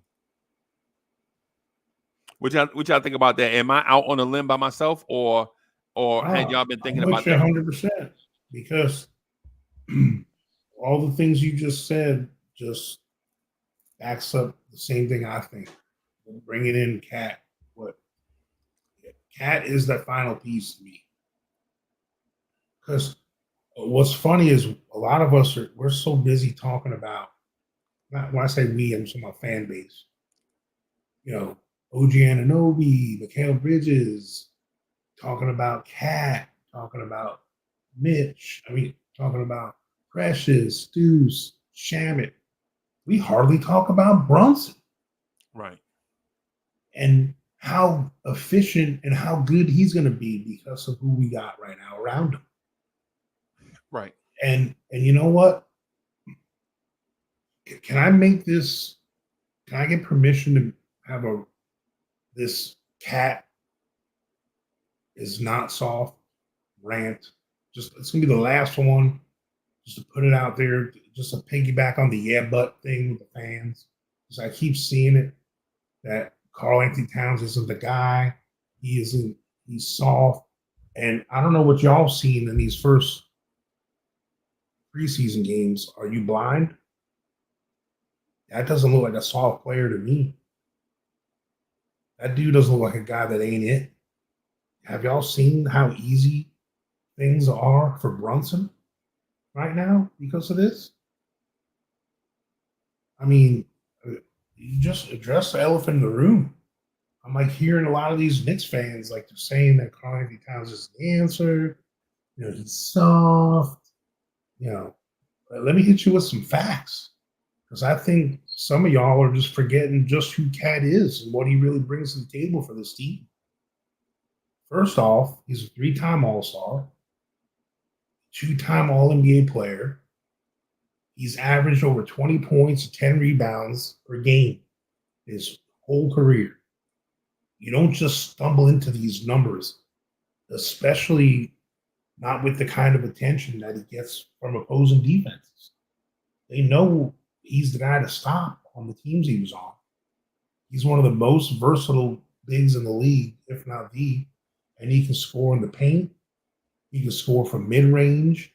He can pass. He's one of the best, if not the best shooting big man ever. Just last season, he shot nearly 40% from 3 over his career, which is crazy for a guy his size. You know, and this freaking soft narrative. People like to say Cat isn't tough because he's not like this in-your-face bruiser, or his toughness isn't just about throwing. Toughness isn't about throwing bows and banging bodies. Pause. This dude's played through injuries. Yeah, he's missed some time with injury here and there, but he's played through injuries. He's dealt with major personal loss. He still came back strong, and you think that's soft? It's not always about the physical toughness. It's like mental toughness. And Cat's got that in spades. Emotional toughness. Some dudes emotionally, some people are emotional midgets. Exactly. Like if they don't get their way, like if you don't cater to them, they start to lash out. And I'm not saying that about anybody in the chat. Y'all my brothers, I love y'all. Y'all know that. Or everybody, the chat, y'all know y'all my people, right? Chat, y'all know my people, and thank y'all for supporting, and all that stuff. I left y'all a surprise poll out there on the YouTube side, right? Here's my thing. Here's the thing, or here's my thing, not the. You did holes with a W. The thing is not mine. So what I'll say is here is my thing, right? We focus as a fan base. We focus so much on, and we focus so much internally. When you look at the rest of the league, I don't see a starting 5 better than this one anywhere. Nope, hell no. Anywhere. Justo was in the building. IBK, what's it that? KIBM. KLF is gonna rock you. What is KIBM? That wannabe Dre dude. 104.9 on your radio dial. Here to talk all Jets all day. Here is the good news. And now that the good news is over, let's talk bad news. The president of the Josh Hart Hive. Yeah, man. IKBM Dre is in the building. Hey, so Cowboy Bob, I'll give you the good Jets news. So that's all the good Jets news I got, bro. Ooh, so Devontae Adams isn't good news. Wow, that's a desperate move, bro.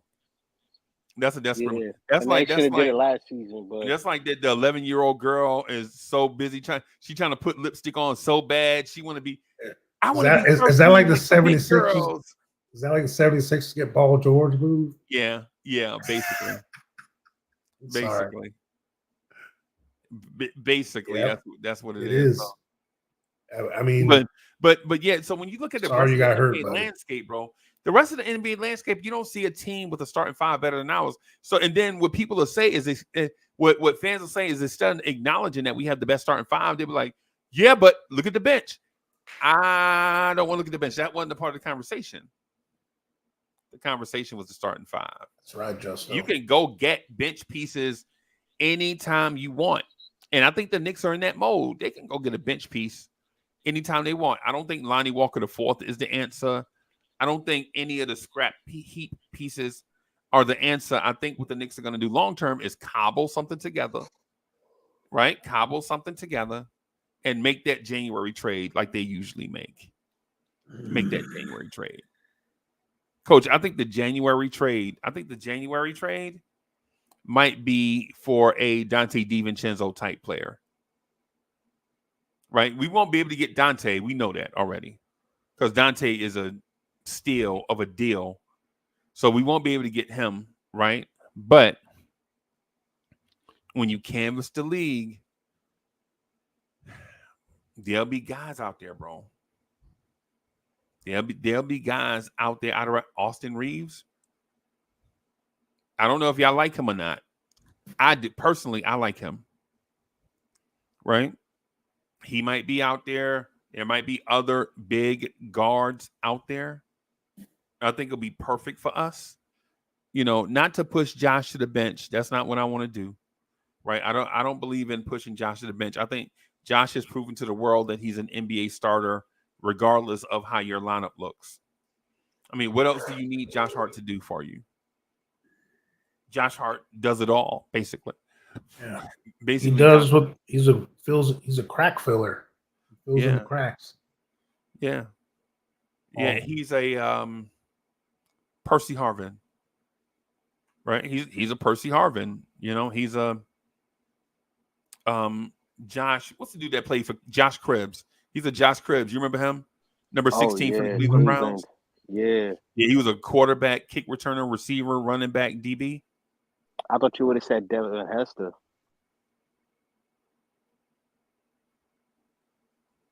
Slash. Yeah. Yeah, man. So, where did you want us to go with this? No, I was just gonna say I like what you said about the 2 new plays that Tibbs did. I actually, when you said that just now, I'm like, you know what? I just want to see it because if Tibbs is showing us that he can change, that's just going to change the whole narrative alone about how the Knicks are. So I'm excited to see the new plays and how this is going to all work out because I think it's going to come together like Voltron. You got anything profound? You got something heavy? No, I was agreeing with you. I was like, go ahead. No, I'm asking you right now. Do you have something heavy? I'm gonna need. Nah, Coach, not at you this got time. you got anything heavy? My legs. Yeah, my back is. Me in general. No, I mean, to like speak on what you were saying as far as like my head, my belly. Yeah, as far as like the best start lineup in the league. I mean, I'll take. What if I told you one of the Knicks is going to win the league MVP? I can see that. Corey Lee, what if I told you one of the Knicks is going to win the league MVP, and I have a forecast? I'm gonna say this. I'm gonna sit back and watch because I want to see this. That's all I'm gonna say. I'm gonna rock with you because I trust in you and I believe in you. So with that said, let's rock. Let's roll. Coach, in 2021, I was telling these dudes, bro, there's a pathway for us to get to the Eastern Conference Finals, but we couldn't beat Atlanta. And then Atlanta made the Eastern Conference Finals in our place. Right? It's telling everybody about Pacom Dadier, bro. I was 2 years ago. 2 years ago, I said there's a pathway for the Knicks to make the NBA Finals. Right? We messed around and lost a close series to Miami, and Miami wound up in the NBA Finals. Bro, and neither of those two rosters are. And so what I'm saying to y'all right now is not only will the Knicks win the NBA championship, the Knicks may also have the league MVP. Corey Lee, the league MVP, the league's most valuable player. And every time I say stuff like this, this time of year, everybody, oh man, he just going out on the limb. But then last year, when I said the Knicks were going to win 60 games, Coach, remember this time last year? It's like, yo, you know what? The Knicks are going to win 60 games. Right? And whatever. We ain't winning no 60 games, Uncle Freezy. We didn't win 60 games, but if we were healthy. I was there to co-sign it with him. Yes, he did say it, and I was with him too. I jumped up there with him because it was capable, because it was possible. Look, here's the thing, and because I know you're talking about Jalen Brunson, because with all that talent around him now, he's primed to be the MVP of the league. Because in the end, guys, well, all right, when people get a car and they're driving their car, you know what I'm saying? Everyone always talks about all the little bells and whistles, like, oh, it's got the heated seats and it's got a moon roof, and look at this pearl iridescent color. Look at these rims, and look at this. Unless you're a gearhead, no one ever talks about the engine, especially on a new car, unless you buy a Hellcat or something. You know what I'm saying? Especially the engine number 9. Oof. Yeah. It's like, and that's what we're doing. We have this shite, briny new car, and we never talk about the engine. He's the engine that's going to make this whole machine run. Jalen Brunson. Okay. Think about it. Brunson now has a perfect mix of elite scorers, defenders, and role players around him. He's got Karl Anthony Towns spacing the floor, drawing attention inside. OG Anunoby, Mikal Bridges locking down on defense while also providing a scoring punch. And then you got Josh Hart doing all the dirty work and making sure the team stays gritty. Like this lineup's built for Brunson to shine. With Cat like pulling defenders like out of the paint and wings like Anunoby and Bridges stretching the floor, Brunson's going to have more room to operate more than ever before. We've already seen how deadly he can be in isolation and pick and roll situations, and that's when everyone knows it's just him. Now he's got more weapons at his disposal. He's got the ability to create for himself and his teammates. He's going to be on full display. And let's not forget, he thrives at big moments, guys. He's always been a player who has been rising to the occasion. And with this roster, he's going to be leading probably one of the most, not probably, the most well-balanced attack team in the league. The ball's going to be in his hand when it matters. And, you know, he'll have the opportunity to showcase his leadership and his playmaking ability every night, especially in the playoffs. We're talking about a dude that's already plays with a chip on his shoulder. Like, and now he's got the talent around him to take his game to an MVP level. He's a floor general, a clutch scorer. He's a fierce competitor. And with this starting 5 backing him up, don't be surprised when you hear it. Jalen Brunson, the MVP conversation all season long. So Knicks fans, wake the hell up. Stop your bitching. It's time to believe our point guard is about to take over. Buckle up, Buttercup.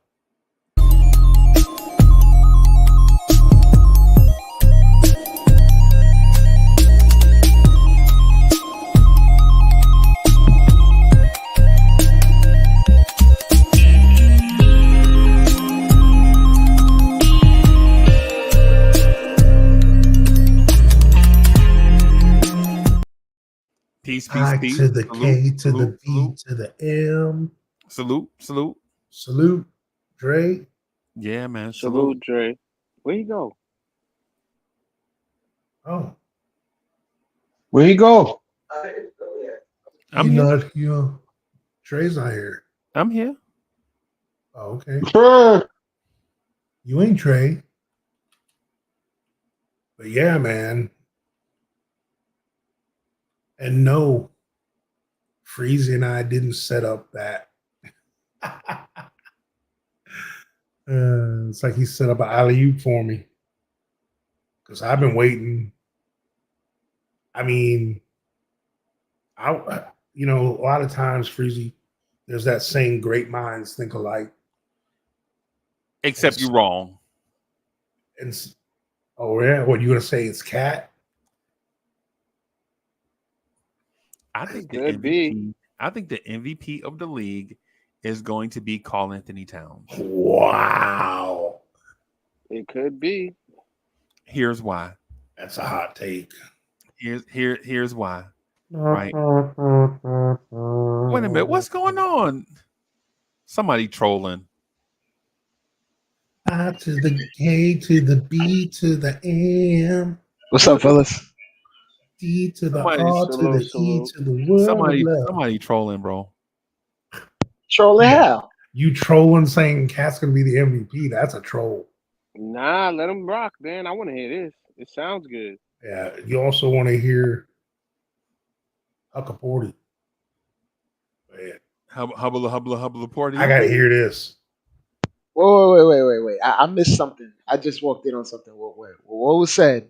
I'm missing something. Oh, so you didn't hear that beautiful soliloquy I had about Brunson? Nah, I just missed it. Being the MVP. What? I just missed it. You need to go back and listen to that when you get a chance. He just missed it. Okay, let me rewind on YouTube real quick. So let me first say this. You can't. A player Jalen Brunson size will never win the MVP, not going forward, right? And it's not because of Jalen Brunson not being a great NBA player, right? It's just that in this era of pace and space and threes and athleticism, people won't appreciate Jalen Brunson enough to give him votes over guys that make it look easy. Guys that make it look hard generally have the deck stacked against them, so to speak. Yeah, but because who he has, it ain't gonna look hard this year. That's why I think he's gonna win. Oh, you're saying because Brunson makes it looks hard, it's gonna be hard for him. Okay. Yeah. Okay. So the point that I was gonna make is that Karl Anthony Towns on low usage is 40% from three and 22 points a game. Basically, Cat on 14 shots a game is 22 points a game and 40% from three. Which is a ridiculous number when you really think about it. You know what I'm saying? So if you take into account that you're going to put him on a team with guys that are not going to go, there won't be nights where Jalen Brunson goes 6 of 27 from the floor and doesn't pass, i.e. Anthony Edwards, right? There is not a big that comes off the bench that siphons shots off of Karl Anthony Towns' offensive production, right? There isn't a young up-and-coming small forward that needs ISOs to score because he can't score in the flow of an offense yet, right? What Karl Anthony Towns is going to be for us is last year. Okay, so last year in Minnesota, he took 15 shots a game, averaged 21.8 points. The year before that, he took 14.8 shots a game, averaged 20.8 points a game, right? And so what I'm saying is Karl Anthony Towns, if he only takes Julius Randle's shot diet of 18 shots a game, you're looking at Cat at 26.5. And notice I said Julius Randle's shot diet, right? So I'm not saying that you have to create shots out of the air and give them to Cat. Just take the shots that were left by the guy that left by the guy. Take the shots that were left by the guy that was traded, right? Mikal Bridges, take the shots that Dante DiVincenzo was taking. Dante was averaging 19 shots a game after the All-Star break, right? Take those shots. What I'm saying is Karl Anthony Towns across the board is going to be the 50, 40, 87, 88% free throw shooter at about 12 rebounds a game, right? And if that doesn't put you in the Jokic conversation, then there is no Jokic conversation, right? Now, will Cat's career assist totals go up? Probably, because he's usually in that neighborhood here recently of about 4 assists a game, passing the ball to God knows who in Minnesota. Yeah. Now in a better, more defined, more skilled, more talented offense, now you get to see Karl Anthony Towns passing put on display. Right now, and am I saying Jalen Brunson is not going to have a great year? No, I'm not a hater. I don't like doing the self-inflicted wounds, right? I don't do that, right? Jalen Brunson's probably going to average about 30 points a game in my mind on better efficiency last year because he won't have to play against a double team and a third set of eyes, right? Jalen Brunson 1-on-1 is unstoppable in my book. Are they going to hurt Hey each other's Freezy, chances to win it? No. hey Freezy, I left They're you not. a private message. I left you a private. Oh, oi, a I'm PM. your private dancer. Yeah, Dance I don't know if you for noticed it, but money. That's why I was noticing why you using my name, bro. What's going on? using whose name? It says my name on the screen. No, stop it, bro. You gotta have everything, bro. Dre, you gotta have everything. You got Coach, an you got intro. You got to that walk that in with the that man relevant gotta rope. have everything, bro. Jets fans are just, I don't even have an intro yet. bro. Coach, don't do that, Coach. You remember you said, "Yo, I'll work on my own intro." You remember that?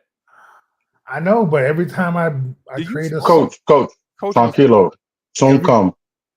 Coach huh? must coach you. every time I create a song, I've already created 2 rap songs of me actually rapping. But you didn't say that was your intro. You said intro. No, but what I'm saying is we couldn't use it because both of those intros like have different players on it now. I was Oh, talking okay. about Okay. like I Heart on one of them, so now I got to Okay. redo the whole new song because Yeah, you got to make it strictly orange and blue, and like players that we know ain't going nowhere. yeah, like I got to make it all vanilla and just talk about Brunson. You could just bring up the legends like that. You could Yeah, just I bring up the guess. legends. You Yeah. could go Uh, you could go to mellow and as best as you can, Yeah. like the '90s guys. Yeah, man. Yeah, but to the cat for president thing, right? I think Jalen Brunson will get snubbed from the MVP conversation, just like he got snubbed from the All Star conversation a couple years ago, when you knew Jalen Brunson should have been on the All Star team and Damian Lillard made it. Oh, I'm sorry, Damian Lillard was the starter last year when you knew Jalen Brunson was better, right? I think it's a perception over substance thing, Mm. right? But for Cat, if Karl Anthony Towns at center shoots 40% from 3 on high volume in the Garden, it's showtime. Y'all hear me? Yo, there are Yep. going to be nights where Karl Anthony Towns goes 8 for 13 from 3, and the Garden is going to go bananas, right? There are going to be those nights that Cat is going to have a 20-20 game, and we're going to scratch a game out against somebody we probably should have beat, but they played us close. And we're going to look at the stat line, and Cat is going to have 20 points and 23 rebounds. And we're going to be like going crazy. And then Jalen Brunson is going to have two 40-point games back to back. And we be like, oh, yeah, we saw that already. You know what I'm saying? Coach, you see where I'm going with this, right? yeah, I know what Mhm. you're saying. Dre, you see where I'm going with this, right? Like Jalen Brunson is going to have a stretch where he's going to score 40 in 3 straight games, and we can be like, yeah, but he had a streak of 6 straight games one time in the playoffs. I'm sorry. I I think that's going to be great, but because of here's the thing about when they do MVPs in the league. I know they don't. You're not supposed to do it, but a lot of these voters do this body of work crap. Exactly 2 and 3 years. You know what I'm saying? So they're gonna see how Brunson has slowly elevated this team. Not slowly, but how he's come up with the team. And you can't tell me a Jalen Brunson led number 1 seed in the East, averaging almost 30 points a game with increased efficiency, isn't going to be considered. Well, I was gonna say, I'll phrase it. My fault, Bob. I was gonna say I'll phrase it like this: in order for like, especially a smaller guard to win MVP, they have to be out in front yep. of the rest of the teams in the league. Like you can't just have the number 1 seed. You got to have the number Mhm. 1 seed by 6 7 games. You got to have like a gap. Yep. Like the reason why like Steph Curry got it, like the Warriors destroyed the league. That year he initially got it. Then they came back and destroyed the league even further. And they were so far ahead that they just had to give it to him. Whereas, like, if you're having a dominant player on a dominant team, you get it. If you don't necessarily have the most dominant guy, but they're on a dominant team, they won't get it. I.e., like Jason Tatum. Jason Tatum will not get it compared to someone like I'll put it this way: SGA would have gotten an MVP if his team had the record the Celtics had and they flipped it, vice versa. Like if his team had 63 wins and the Celtics had 57, they would have given it to SGA by having the best team in the league by 6 or 7 games and putting up 30 points per game. You I, got like if you do end up as the number one seed, you got to have it by a chunk. You got to have it by a margin. It can't just be a game or two. I was just gonna say, Why they give it to Jokic? I was just gonna get to that. The reason, another thing that I've noticed, because I've heard I'll answer when he's done. a lot of basketball people talk. When a big like Joker According. gets a defensive rebound and turns it into an assist, they mark that higher for centers than they do with guards. So a lot of things that go into voting for MVPs that bigs do get a lot more higher remarks. So when Unc said that, I can see Higher, it what do you mean by because, higher remarks? like, for example, if Jokic were to grab a defensive rebound because of how well he can pass and hit the court, that would be in higher regard than when a normal point guard You grabs the you ball. said remarks though the first time. Okay, higher remarks as far as like voting. Regard, thank you. Regard. Okay, okay, Yeah, okay, regard. Sorry. okay. So like the way Jokic can come down, grab a defensive rebound, it's in higher regard because he can transition that into an assist to help his team as a big than if a point guard were to do it. I've actually heard conversations about that, and it's one of the things that go into the MVP vote, and that's why Jokic gets a lot of votes with his game. So if Cat has that Because he ability does as a things big, that are out of position. pretty Yeah, he much, does. yes. And the He's at the thing is top of the with league Cat, in assists as a 7 footer. yes. So Yeah. Exactly. And then the way Cat can shoot the three, the way that Cat can also transition and start an offense and pass, that can also Well, if help that's the him a case, lot and better than Victor Brunson. Wembanyama is going to win next year, well, Nah, it's too early for him. whenever But go ahead, Jay. well, I mean, whenever the Spurs who does crack, what he does at his height? whenever the Spurs crack 55 wins, you can book it. Yeah, He's just he's gonna going to get it. win it unanimous. Like Yeah, Book it. when we it's talk got to go about with when the we talk wins. about when we talk about like Jokic, you gotta present it in a historical frame. We've seen a lot of guys get 30 points per game. We haven't seen a lot of guys get the numbers across the board that Jokic has had. And also, like, he's been put in like scenarios and positions where one year he got MVP. He was the top of the league in record by a decent chunk. And then one year he had to drag an injured team to the playoffs while putting up historical numbers. Right. And Yeah, then but you know what else we haven't seen is the Knicks be a number one seed in a minute. and brought. Coach, see, that's the part of the conversation that I was trying to get you to. Right. The part of the conversation that I'm trying to get everybody to is that on every night, Jalen Brunson is going to be facing a guy that can do the same thing that he does. Right. Every night, a team is going to put a guard on the floor that can go off for 30 points every night. The difference with Karl Anthony Towns is you're not going to see that every night. Right. So when there is a big time matchup, it might wind up being an ESPN game, right? Or a ABC game, right? A TNT game. Karl Anthony Towns versus Joel Embiid, right? Because the thing we like to say is, man, nobody can guard Joel Embiid, but hey, can Joel Embiid guard Karl Anthony Towns from the perimeter? No, right? Can Jokic guard Karl Anthony Towns from the perimeter?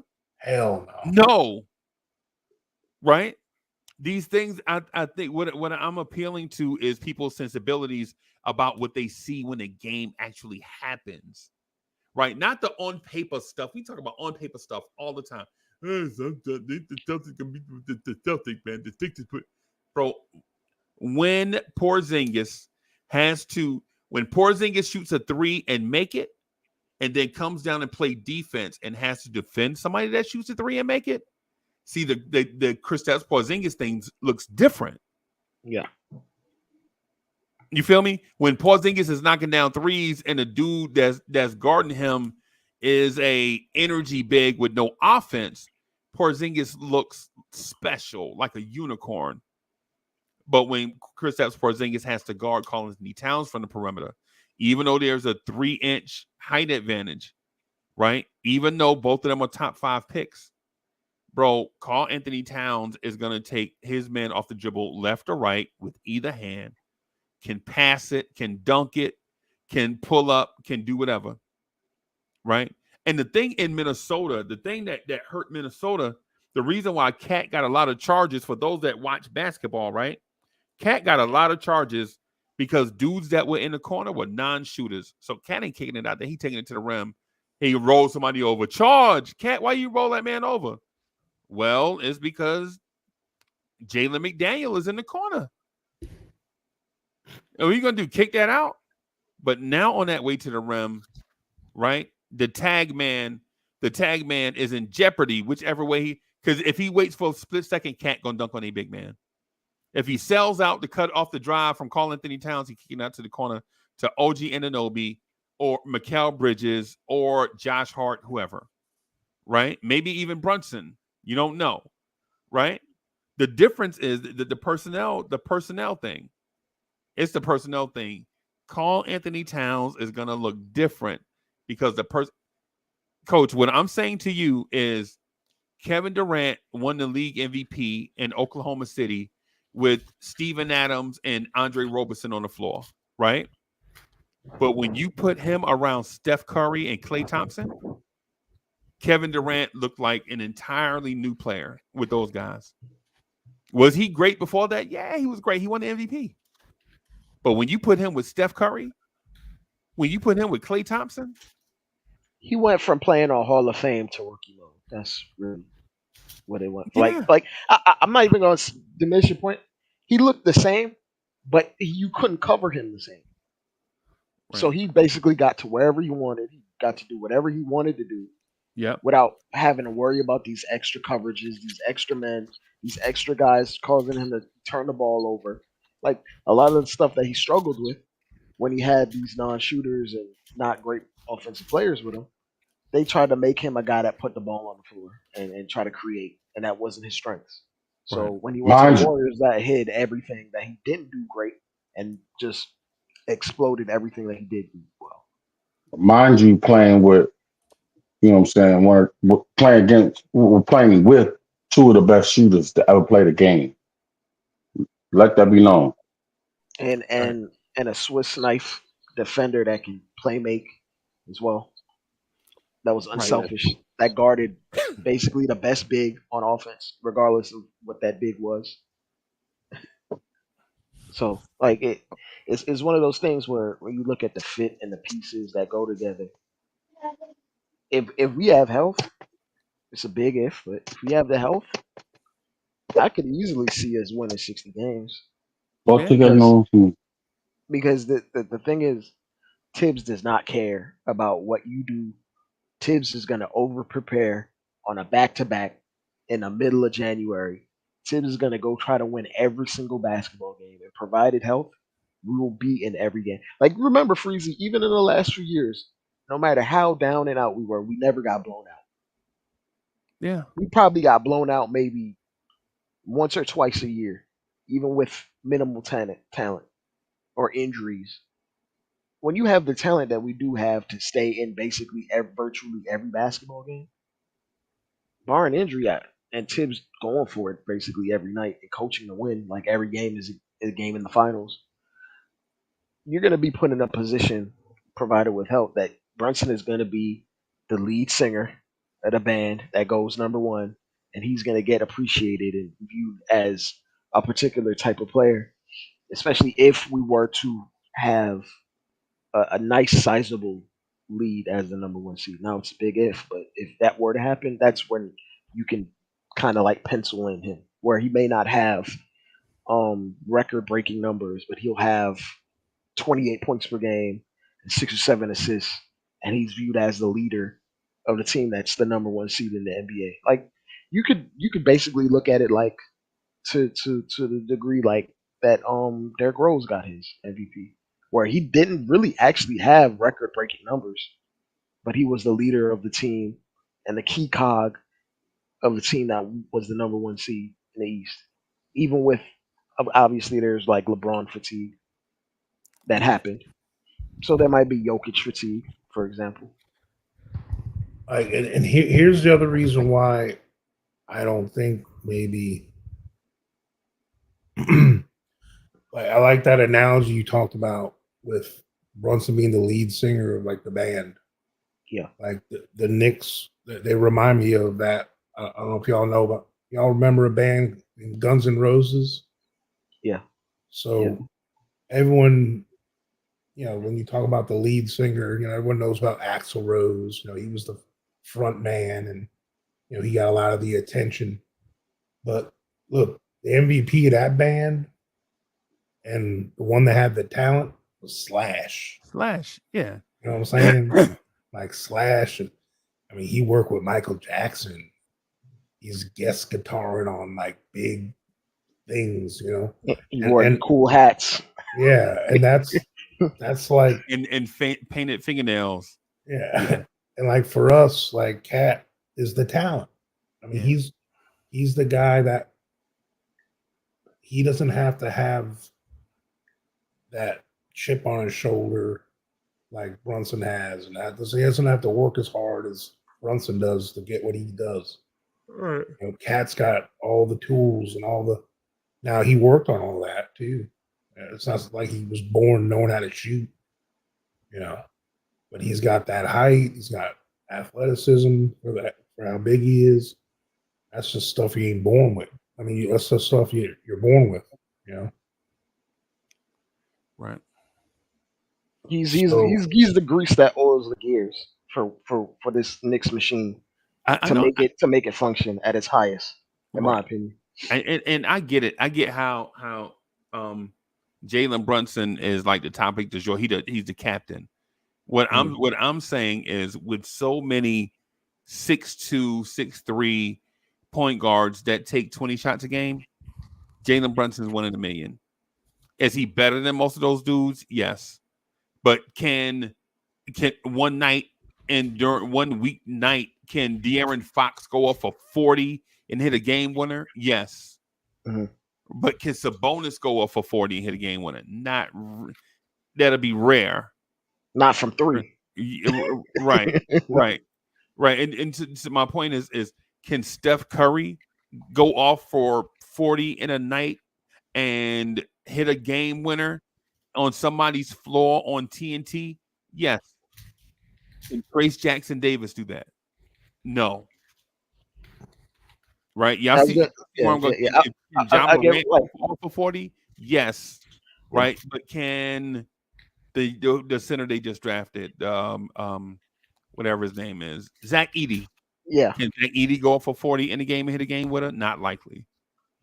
There are more guys that can do Brunson stuff than there are guys that can do Karl Towns stuff. Yeah. So when we start to see Karl Anthony Towns do this elite level stuff and the most rabid fan base in the NBA, the largest media market, where all the media it calls home base, when you see Cat go off for 32 and 15 and knock down 6 threes and go 9 for 11 from the free throw line, right?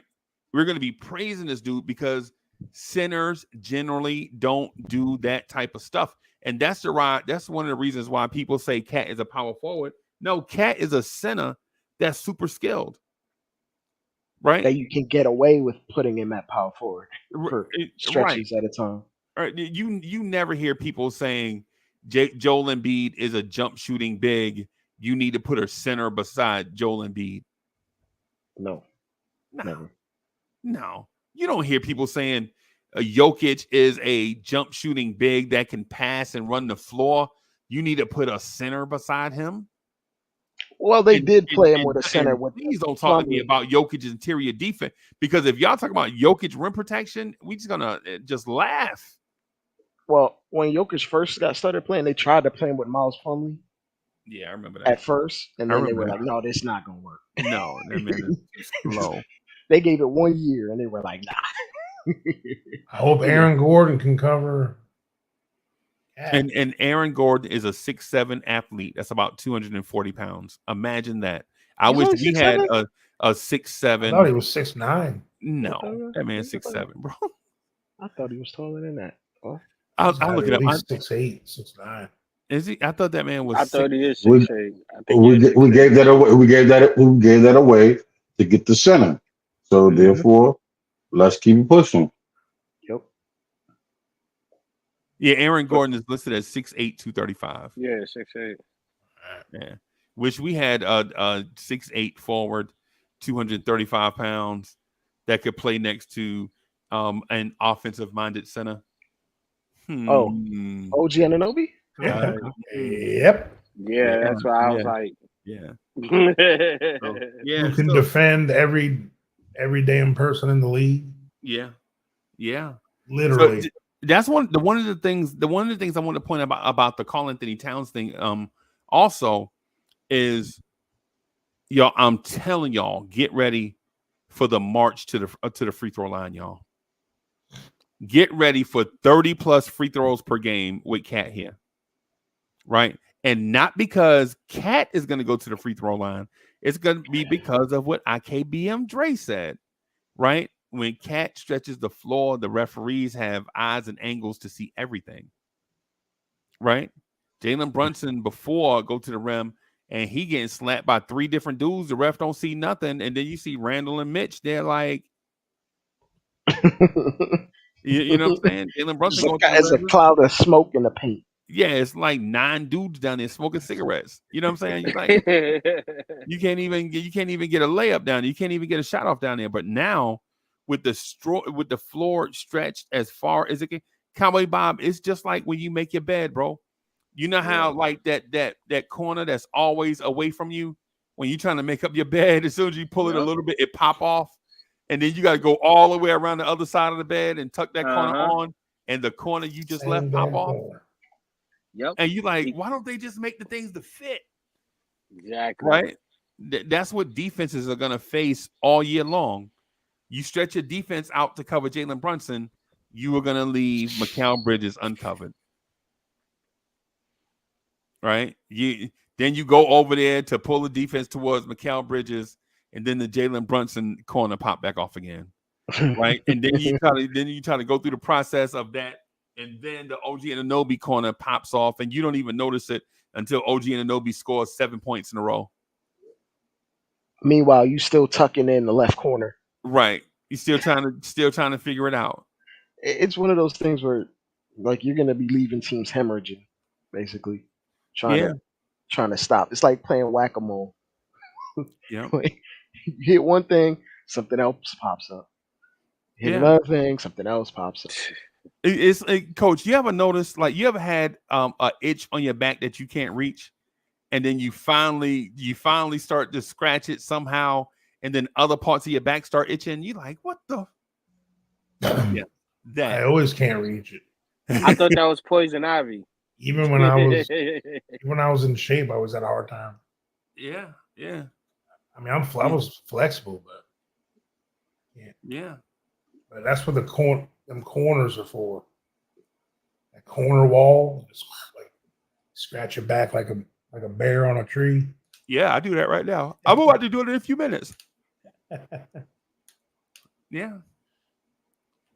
And so one of the things that, man, the march to the free throw line, Dre, I think that's gonna be it, bro. I think that is gonna be the thing that is the rock and NBA team's shoe. The Knicks getting calls from the refs.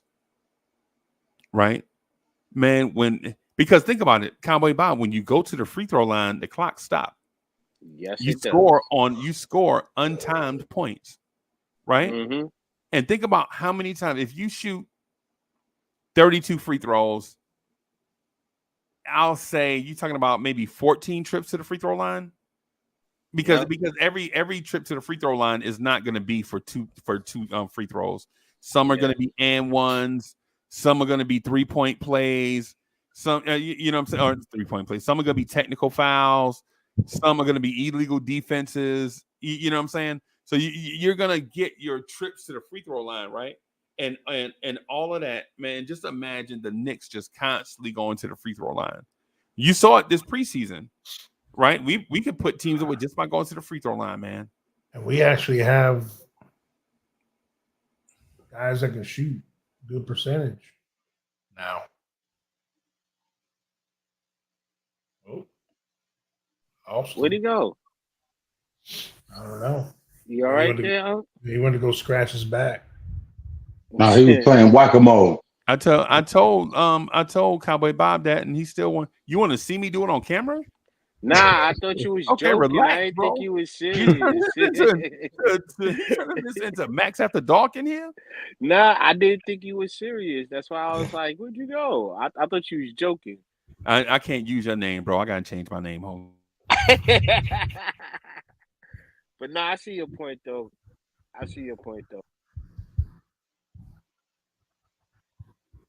And it would be nice to even see it. It would be beautiful to see it. An actual big in the East named as a Knicks player that does that. He's going to be playing a lot easier. He's going to get a lot of things going, and that free throws, I think that's the key because that's the same way how Shea got it a couple of years ago.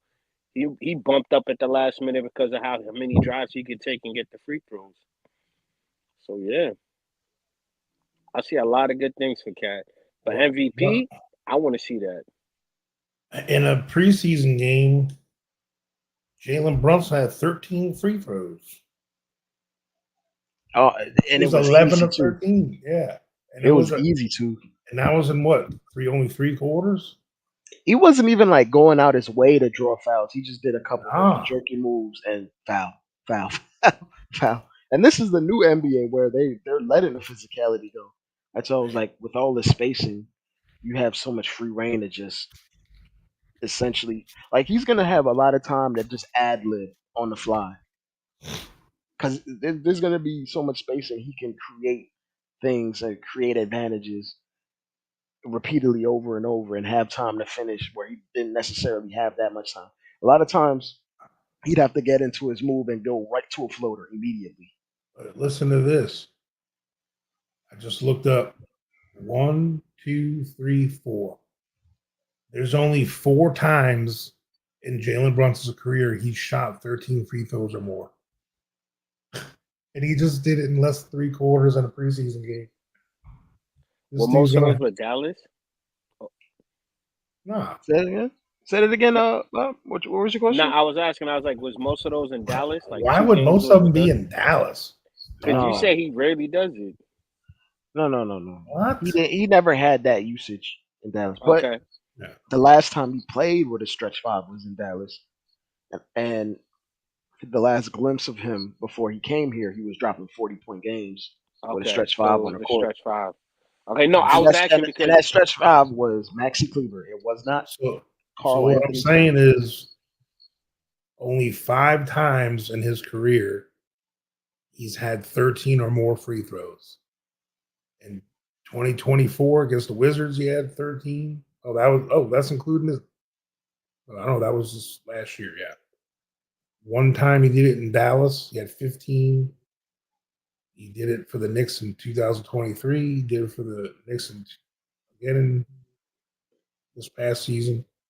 Yeah, and then he had 17 as the most he's ever had. He's breaking that this year. He might have a 20 free throw game this year. He's gonna be in a lot of positions. He's gonna have a career high in free throws for sure. What was his free throws like per game last year? Probably 6 or 7. I thought it was like 9. I thought it was like 9. It went up towards the end. Oh, yeah, towards the end where his usage just got astronomical. Yeah. But think about it. Like He 6 or had 7. that many comparatively. Say it again, Coach. He hasn't had that many free throw attempts comparatively to some of the other stars. Oh yeah, not compared to the other stars, but and you want to know something that's crazy? All these games I'm looking at that he had all those free throws are all 40 pieces, except for 2 of them. One's 31, one's 38. The other one's 45, 41, 40, 45. See, when you start getting up in the teens and free throws, that's when guys like him, that's when you get them high 30s, low 40 games. Hmm. But yeah, like I said, I just listening to what Unc was saying. I can see his points because the big. It's always been about how well a big can score. Because if you look at the last few MVP players, it's been Giannis, Joker, and B. Like it's always been about how they are on offense, less about their defense and what they can contribute from transition. So I'm just surprised he said it, but I think that it could be a possibility. Again, like So, I said earlier. so Now go ahead, coach. Brunson was 10th in the league in attempts with 497. Number one is Giannis with 782. And compared to his other All NBA counterparts, yeah, he definitely doesn't take free throws. The only guy that is in his like particular area as far as free throws per game for all NBA guys is like Steph. yeah, The like only other ones. Shea was Luca and second Shea. at 650. Yeah. You know who was third? DeMar DeRozan with 612. He's got to move though. Yeah. Yeah, so Jalen. So it's like Joel Embiid has the pump fake flail when a big man reaches. DeMar DeRozan has that at the free throw line, like how he'll catch you at the free throw line and lean on you and turn around and do the up fake and just do it until you. I like to call it the Adrian Dantley. Remember Adrian Dantley? No? Okay. Oh, yeah. Hell yeah. You don't hear me? Yeah. I said yes. I heard you. Okay. Now, technically, Embiid, listen to this though. Embiid is 14th in the league. Still, in only 39 games, he had 452 attempts. He probably would have led the league, bro. Oh, he definitely Yeah, would. because he got hurt. Everyone else above him had 30 more games. Which is ridiculous considering the fact he takes like a ridiculous amount of jumpers. All his jumpers are at the free throw area. If you really want to But look they're at it. still jumpers. Like he's not like for instance, he's not like Giannis at the rim every single time. Hold on. Joel Embiid at the 4. You said he a jump shooter? Joel Embiid at the 4. Joel Embiid at the 4, bro. But nah, I do. Like I said, I like that you said that about Cat. That shows a lot of potential as far as where this team is gonna go and how far we can go. Even though Jalen Brunson is the captain, it just goes to show that we have two guys now that could actually hold it down to where they can feed off of each other. Bro, Dame Lillard averaged more free throws a game than Brunson. Dre, you remember that run that Amari Stoudemire was on, where if he could have continued it, he would have been MVP. When he had like 30 and 9 straight games. Yeah. He was. You remember how the Garden felt when Amari was just coming to the game? It was just 30 every night. He was destroying front lines by himself. Just destroying front lines. Face up game. He still had his burst. He didn't even like he wanted to prove a point that he didn't need Steve Nash. Right. And he came here, he had the face up game. He didn't have an elite point guard. Like he had what? Was he here with Chris Duhon? Yeah, I think maybe the first year. Then he had I know he had Ray Felton for sure. Yeah. Ray Felton was putting up like 18 and 9 just off of the back of Lamar. Yeah. Yeah, and so the point. Yeah, that was Ray Felton. Yeah, that was Ray Felton. Yeah, that was Ray Felton. Okay. Ray Felton. That was Ray Felton. Ray Felton. North Carolina's own. Yeah, man. South Carolina's own Ray Felton. He from around here where I live at. His pops to give you 40 right now, bro. It Big don't brain? make sense. It don't You make no serious? sense the hotbed that South Carolina got with like That athletes. that dude pops, bro. He'll give Free, you, coach. He'll give you 40 right now and beat you in a foot race. That man, Just Freezy, think about it. you Just could think throw a about rock. this. You could throw a Kevin rock in South. Garnett, Go ahead. Kevin Garnett, Kevin Garnett, and Ray Allen, right there, South Carolina. I think they're hands down best players to ever come out of South Carolina. I Alex mean, English, Alex That English, Zion, too. Ja. Zion, Well, Ja Zion got a Morant, lot of proof. John Morant, Who? John Ja, Morant. yeah. Yo, the original OG bucket getter, Ramon Sessions. Yes. Oh wow. Yeah, Ramon Ramon? Sessions used to get buckets around here, bro. You Cash used you to can sit their son. Cash used to be like, man, my son ain't playing tonight, coach. Well, what's the matter with him? Raymond flu. He got sessionitis. I was gonna say like you could throw a rock in South Carolina. You hit somebody that runs a 4-3. Yeah. Mhm. Yeah. The water's different there. Yeah, I mean, man. it's all right. I mean, it ain't Florida. Oh, that's true. Talking about speed. Florida have a whole bunch of dudes that are Yeah. fast. Wide receivers and cornerbacks. Said it again. You right. Notice nothing else came after that, right? Nah, it's so that's all I know because they That's be I mean chasing fact. rabbits down by the track. They be chasing rabbits in Florida. They chase them down by the track to get their speed up. So No, don't get them mixed up with my man Jack Rabbit. Come on, stop it. Don't do that. nah, but that's what they do. I'm dead serious. Yeah. Kids will get the The black best, Janoris rabbit. Jenkins. yeah. The Jim- best athlete out of Florida is who, coach? Roy Jones Jr.? Wow. I mean, you're Y'all must talking have about forgot. now. You talking about just physical specimen and like all around. I mean, the freak, Yeah. Javon Curse. Him.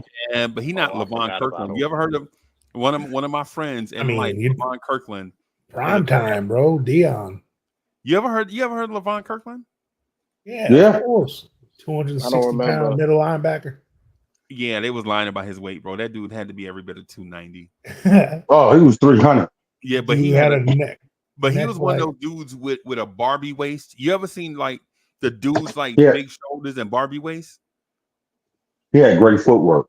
Yeah. And he knew how to get off tackles. That dude that dude ankles are barely bigger than your middle finger, bro. well, the best athlete I ever seen from Florida is a dude I played against. And y'all probably heard of him. He was in the league for like a minute or two. And then his name was Darren Hambrick. I remember him. Now, y'all probably remember Troy Hambrick, his younger brother. Well, he was the first running back to start for after Emmett left. They were both at South Carolina together. Originally, Darren Hambrick, though, was at Florida. I remember that. He was at He Florida. transferred after his sophomore. Yeah, I remember him. He transferred because he got into a fight with someone who was trying to take his food and stabbed him in the hand with a fork. I remember that. Now, fast forward, he eventually made it to the league. He led Dallas Cowboys in tackles one year. Then for some reason, he went to the Browns and had like 180, 170 tackles. It was a crazy amount. And then all of a sudden he disappeared and he got in trouble because he tried cashing one of his NFL checks again. He said he never got it. And they issued him another one and he deposited a second NFL check. Oh my God! So he's not smart. Yeah, he got in trouble for that. So, granted, he only played 2 or 3 years in the league. But to get back to the point of how athletic he was, when I played against him in high school, mind you, he was about 6'3", probably about 235, 240, in high school. His nickname was Dr. Duncanstein in basketball. He went to Dade City Pasco High School. They won the state championship my senior year. So he can do that in basketball. He was probably one of the best basketball players in the area. But where he showed he was the best athlete was in track. See, back then in this ain't gossip, Nick Yak. Look it up. Get off my dick. So anyway, Ew. Whoa. dude's always on my Ew. junk, bro. Ew. Tired of it. All right, so Man, you ain't gotta prove nothing to nobody, bro. I Listen, don't. tell your story. Tell All your right, so story, anyway, bro. so Darren Hambrick, because in Florida and high school in general, you have 5 events you can be in. So he was in the shot put, the discus, the high jump, the triple jump, and the long jump. That doesn't even make no sense. All 5 of those events in Florida, he qualified for the state finals. So you have to make it in the top 4 in the regionals. Then in the regionals, you got to be in the top 4 to make it to the sectionals, and then you go to the state eventually. This dude, he used to be state of Florida's high jump record holder at 7'1". He jumped 7'1" in the high jump at 6'3", 240. I know his quads had to be gigantic. So here's the thing. He won the high jump. He got second in like the long and triple. He like won the discus and got like second in the shot put. So you're talking about 5 totally different body type events, and he probably ran like a 4.4, mind you. So that dude, he was the best athlete I ever seen.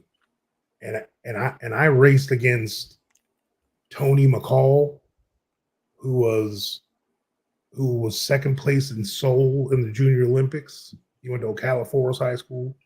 I ran the 100 against John Capel. Used to be You lost. Yeah, he went to Hernando High School. He played for you probably remember he was on the Gators, the kick returner. So I was used to running against dudes like that. So like, yeah, I mean, I ran a 10.9. It's pretty fast. I ran a 10.9 in the 100 at 2:31 when I ran that my junior year. And I was the second fastest dude on my team. There was this other white dude named Jimmy White. He was a soccer player. Dude looked like Shaggy from Scooby-Doo. Right. Bro, he was so fast.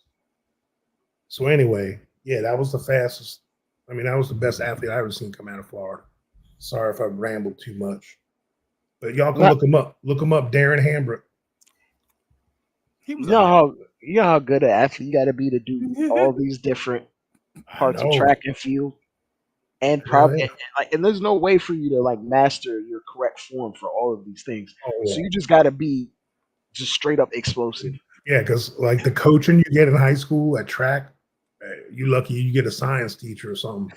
You know what I'm saying? It ain't like he had, Bob Kersey in there, showing him some stuff, right. Some track guru, but he was doing all that on athleticism. Yo, Carlton Towns gets no respect, bro. Oh, no matter how I try to talk about Cat, bro, it's yo, Cat gets no respect, bro. The other night I was trying to talk about Cat, and Cowboy Bob was like hubbity hubbity hubbity hubbity. I was like, who was he talking about? Huck Porty. There you go. I said it right that time. You proved you know how to say it. It took some time. I'm sorry. I get excited. Every time he says it, I'll be thinking about Huckleberry Finn. Because he's just like Huckaporty. Huckaporty. I get excited. Sorry. My guy is going to. I think the example I gave about the perception of greatness versus what greatness really is what I was going for. What I was going for is Jalen Brunson is going to have a great season and prove to the world that he's a great player. But Cat is going to make splash events, and he's going to string those together. And what it's going to make what it's going to look like is Carl Anthony Towns is a better player than Jalen Brunson, though Jalen Brunson will be the most consistent player, right? And be the most impactful. But Cat is going to have those nights where you see a 7-footer knock down 7 threes against a great team on national TV, and it's going to make Cat look like he's arrived. Whereas Jalen Brunson on that same night will get you 35 and 8. And people will be like, oh, yeah, that's just all he was doing was shooting 30-foot threes. I mean, anybody can do that, basically. Like, there's going to be those nights where you taking a heat check from the logo. Yeah. And we going to eventually be like, oh, that's normal. It's going to be jarring at first, for sure. But it's going to be one of those things. But when you talk about, like, impact, Freezy, it'll be like you'll see more consistency in Brunson's numbers. But, like, the tangible impact that Cat has just being on the court is going to be there no matter what. Right. Brunson is more about, like, the straight up raw numbers, and you'll see it. You'll see it in the stat sheet. There's no statistic for Cats like the fact that you got to respect him from 3 on the court as a 7-footer. There's no whether he's making them. Yeah, whether he's making them. He could be 0 for 8. And the thing about Cat, he's not going to get down on himself. He's going to shoot it again if he's open. And teams know that, and that's his rep. And you have to defend him because if you don't, he will keep putting it up. Right. Yeah. So, like, health is on our side. Like, I'm not sure. I'm honestly not sure how you stop us offensively. And you know what? The one season, Carl Anthony Towns took 18 shots a game. That man averaged 25 and 12. And that's not even his career high, I don't believe. And his career high is like 26 or something like that. Without a starting cast that he has now. Yeah. Or pieces that fit. And I also feel like maybe he wasn't even ready mentally for the starting cast.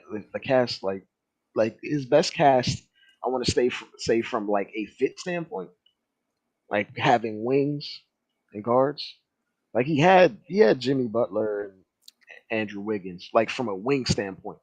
That's what you really want to put around Cat. Like you want to put wings around him and like a really, really good point guard. But I don't think he's ever had that fit, and I don't think he was probably in the space maturity wise that he is in right now.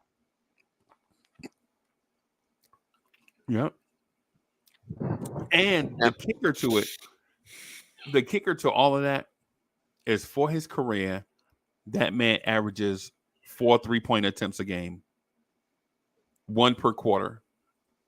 The last 3 seasons, let me go last 3 seasons. The last 3 seasons, that man has averaged 5 3-pointers a game. That's going up. Oh. Yeah.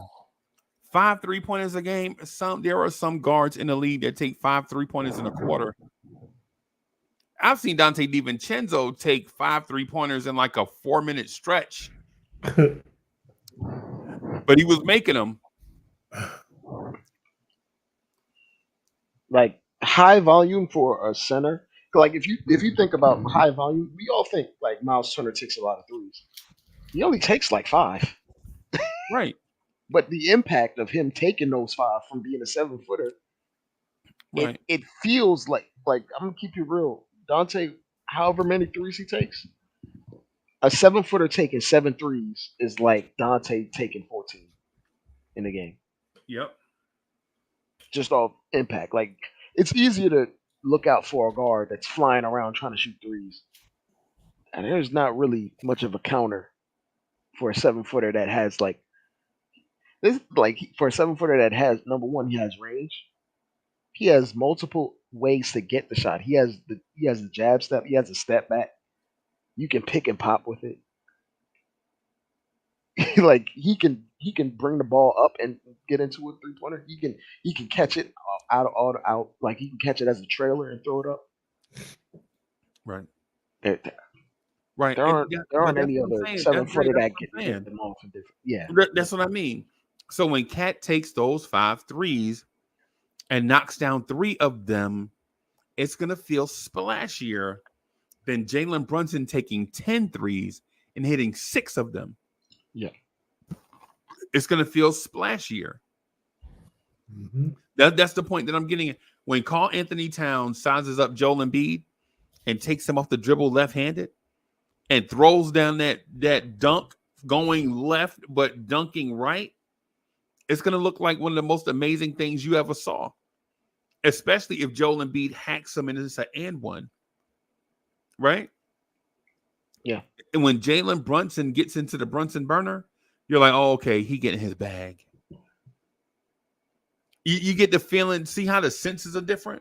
Like, if OG Anunoby catches a pass off a cut and dunks at the rim real quick, it's just quick off his feet and dunk, you'll be like, oh, snap. But yeah, man, good play, OG. That's smart. When Cat does the same thing and dunks at the rim, you're like, oh! Just like when Huck Porty dunked the other night. Remember Huck Porty's defender turned his head, Huck Porty went to the rim, and Tyler Kolek threw up the lob and he dunked it with 2 hands? You're like, oh, snap, Huck Porty. Mm-hmm. Right? That's the thing I'm getting at. It's not that one 3-pointer has more value than the other. It's that when Cat knocks down 7 threes in the game, it's going to seem like daggers versus if Jalen Brunson goes 7 of 12 from 3. Exactly. Like you remember exactly how it felt when KP just started hitting threes. He only would make like 3 or 4 at max 4, but it felt like he hit like 10 every time he hit one. But it also was to the timing too, though. Like he would hit them back to back when they were either down or they just started getting their run. So that also Not goes even, into not that. even, Bob. Like they would be up by 10, and then you just feel helpless when he throws up a 3 because we got Mitch out there lumbering out there. Like even if you were to try to make a run or whatever, it's like a stabilizing type thing. Like it's one of those things. Like when Brunson makes a lot of threes, you got to just okay. You're in his grill. You got to make sure you play defense. If he makes him cool, when Cat is out there, teams have to shift their whole defensive priority to make sure he doesn't even get off that many threes in the first place. So it's basically we expect it from a guard, but if a center does it, it's amplified by 1,000. Like, Yes, oh, exactly. did you see that? But then that's just that makes I don't know. I mean, I can It's see that point, amplified. but I don't think that's fair because It's that it's holds back a lot of players from being uh, as good as they wow. are.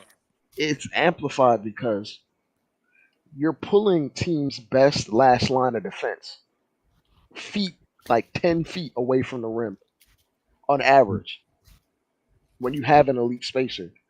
It's the sole reason why the Celtics even targeted KP. And he's not even like an amazing 3-point shooter. He's a very good one.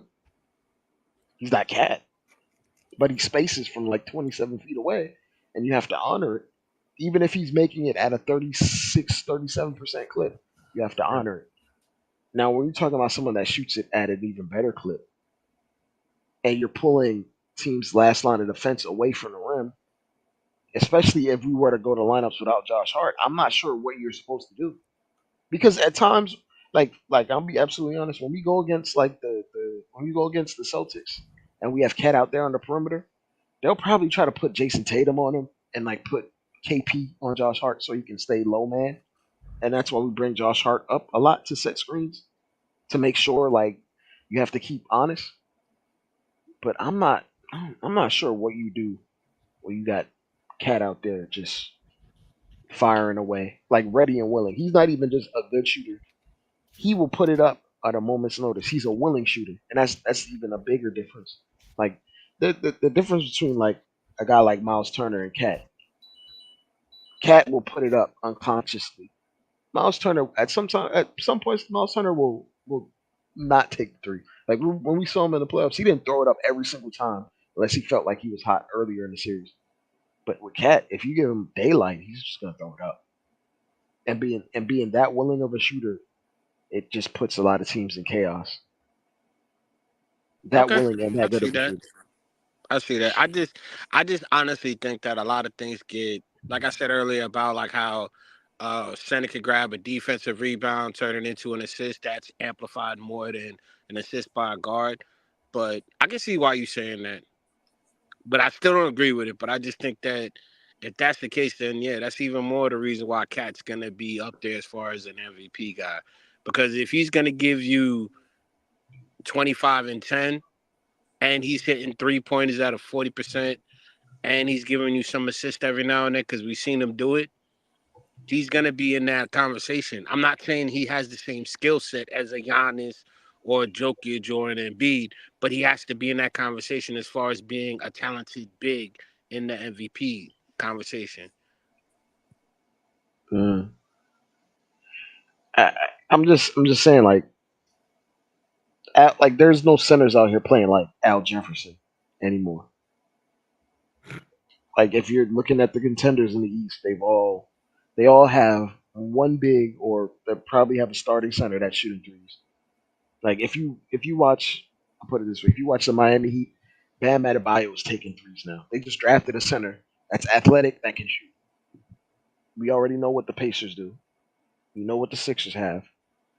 The Magic have Wendell Carter who takes threes and is the starting center. Celtics are self-explanatory. The only team like really out of the like the only team that's viewed as like maybe a potential playoff team that doesn't have like centers that shoot threes, and that is it's really the Cavs. And even then, at points they're developing. Um, what's his name? Their power forward, a really good kid from USC. They're like trying to make him like he's the backup center, and he's taking more shots from the perimeter. Like it's almost becoming a necessary evil at this point. And Hmm we decided to triple down and get the best shooter of the bunch from that like standpoint of a philosophy of basketball and spacing. We decided, okay, we're just gonna get the best one ever, the best high volume relative to position 3 point shooter from the center position ever. Oh, hey, let me drop a link in for Core. I got you, Core. What's CD Osman up to? Chetty Osman. That man said, "Y'all kick me out. Can I get back in?" Wait, who kicked him out? Somebody kicked that man out. I dropped the They link. ain't Core. doing that. But Chetty Osman is a free agent, I believe. But I think the know Knicks he are the Knicks are gonna wait until Saturday to see who gets cut, because a lot of that's the deadline for a lot of players to get cut. And Well, after I think Saturday, they'll make a decision on who's out there who can fit us, who we might take a swing I at. think he fits here. At the wing, I wouldn't be against it. But Yeah. hey, man, if Lonnie Walker's available, He can I'm all play for some that. four too. Yeah, he's a big three. I will say, the last time we saw Chetty him, Osman. You said Chetty Osman. Yeah. yeah, the last time we saw him, Brunson was cooking that man in the playoffs badly. I think he's playing in Europe right now. He's a veteran NBA wing. I'll He's give only him that. 29. Feels like he's been around longer, doesn't it? I know. I believe he was on like the 2017-18 Cavs when he was a little bit younger. Mm-hmm. But hey, Corey, you there? Corey's I'm here. back. I'm here. I'm here. I'm here. Go ahead, Coach. No, I was just saying Corey's back. It's good. Man, I'm just hey man, it's tell you it's 4 days away from the start of the season I know. for No, us. baby. I'm so happy, man. So when do cuts official after the last preseason game? Saturday. You can start cutting on Saturday. Well, I believe. let's look at our roster. Who's staying? Who's going? Who's Well, what? I think it's dependent on who actually gets cut if we're interested. Like like we might, if someone out there that we're interested in, then we're probably gonna let go of what was that that Phoenix small forward that we have on the team. Warren. Yeah. Like if there's someone out there that we're actually interested more than him, we're probably gonna take a swing at it. So I think that's like the only guy on the bubble. And then for everyone else, we might convert like Huck Portage two way to like a standard contract. outside of that, I don't think we're looking for too much. Well, I'll put it this way: it depends on the injury of what's his name, shoulder. Champion. Damn it, yeah, it depends on his injury. I don't know if we're gonna keep him. Like we may cut him just to acquire someone else, but in that space of cutting him, we may give who the aforementioned player that spot. So I think it's all like it's gonna be something that's gonna take until Saturday to figure out because there might be a player or two that gets cut that might fit what we want to do that we're interested in. Why did they even bring Okeki in? They didn't even play him. I don't know.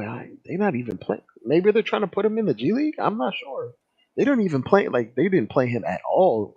I mean, he Like they played got him in the for a hoodie. hair in that one. And then the next game, like he's just sitting there in a hoodie. Like, and I'm wondering if he's hurt. Like, I don't get it.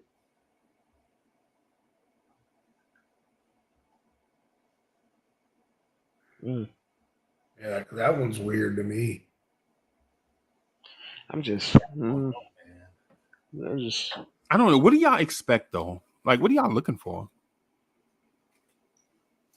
I think because Shamet is 6'4", and if Lonnie Walker was available, I think we'd take a swing at him to fill that positional need. Even though Landry Shamet is, I guess, a more traditional shooter, whereas Lonnie Walker can be a catch and shoot guy, but he has a little bit more to his game offensively, individually. Okay. And like that kind of might fill your desire for you to have like a microwave type scorer from the 2 guard slot off the bench to get you some buckets, some added offensive punch.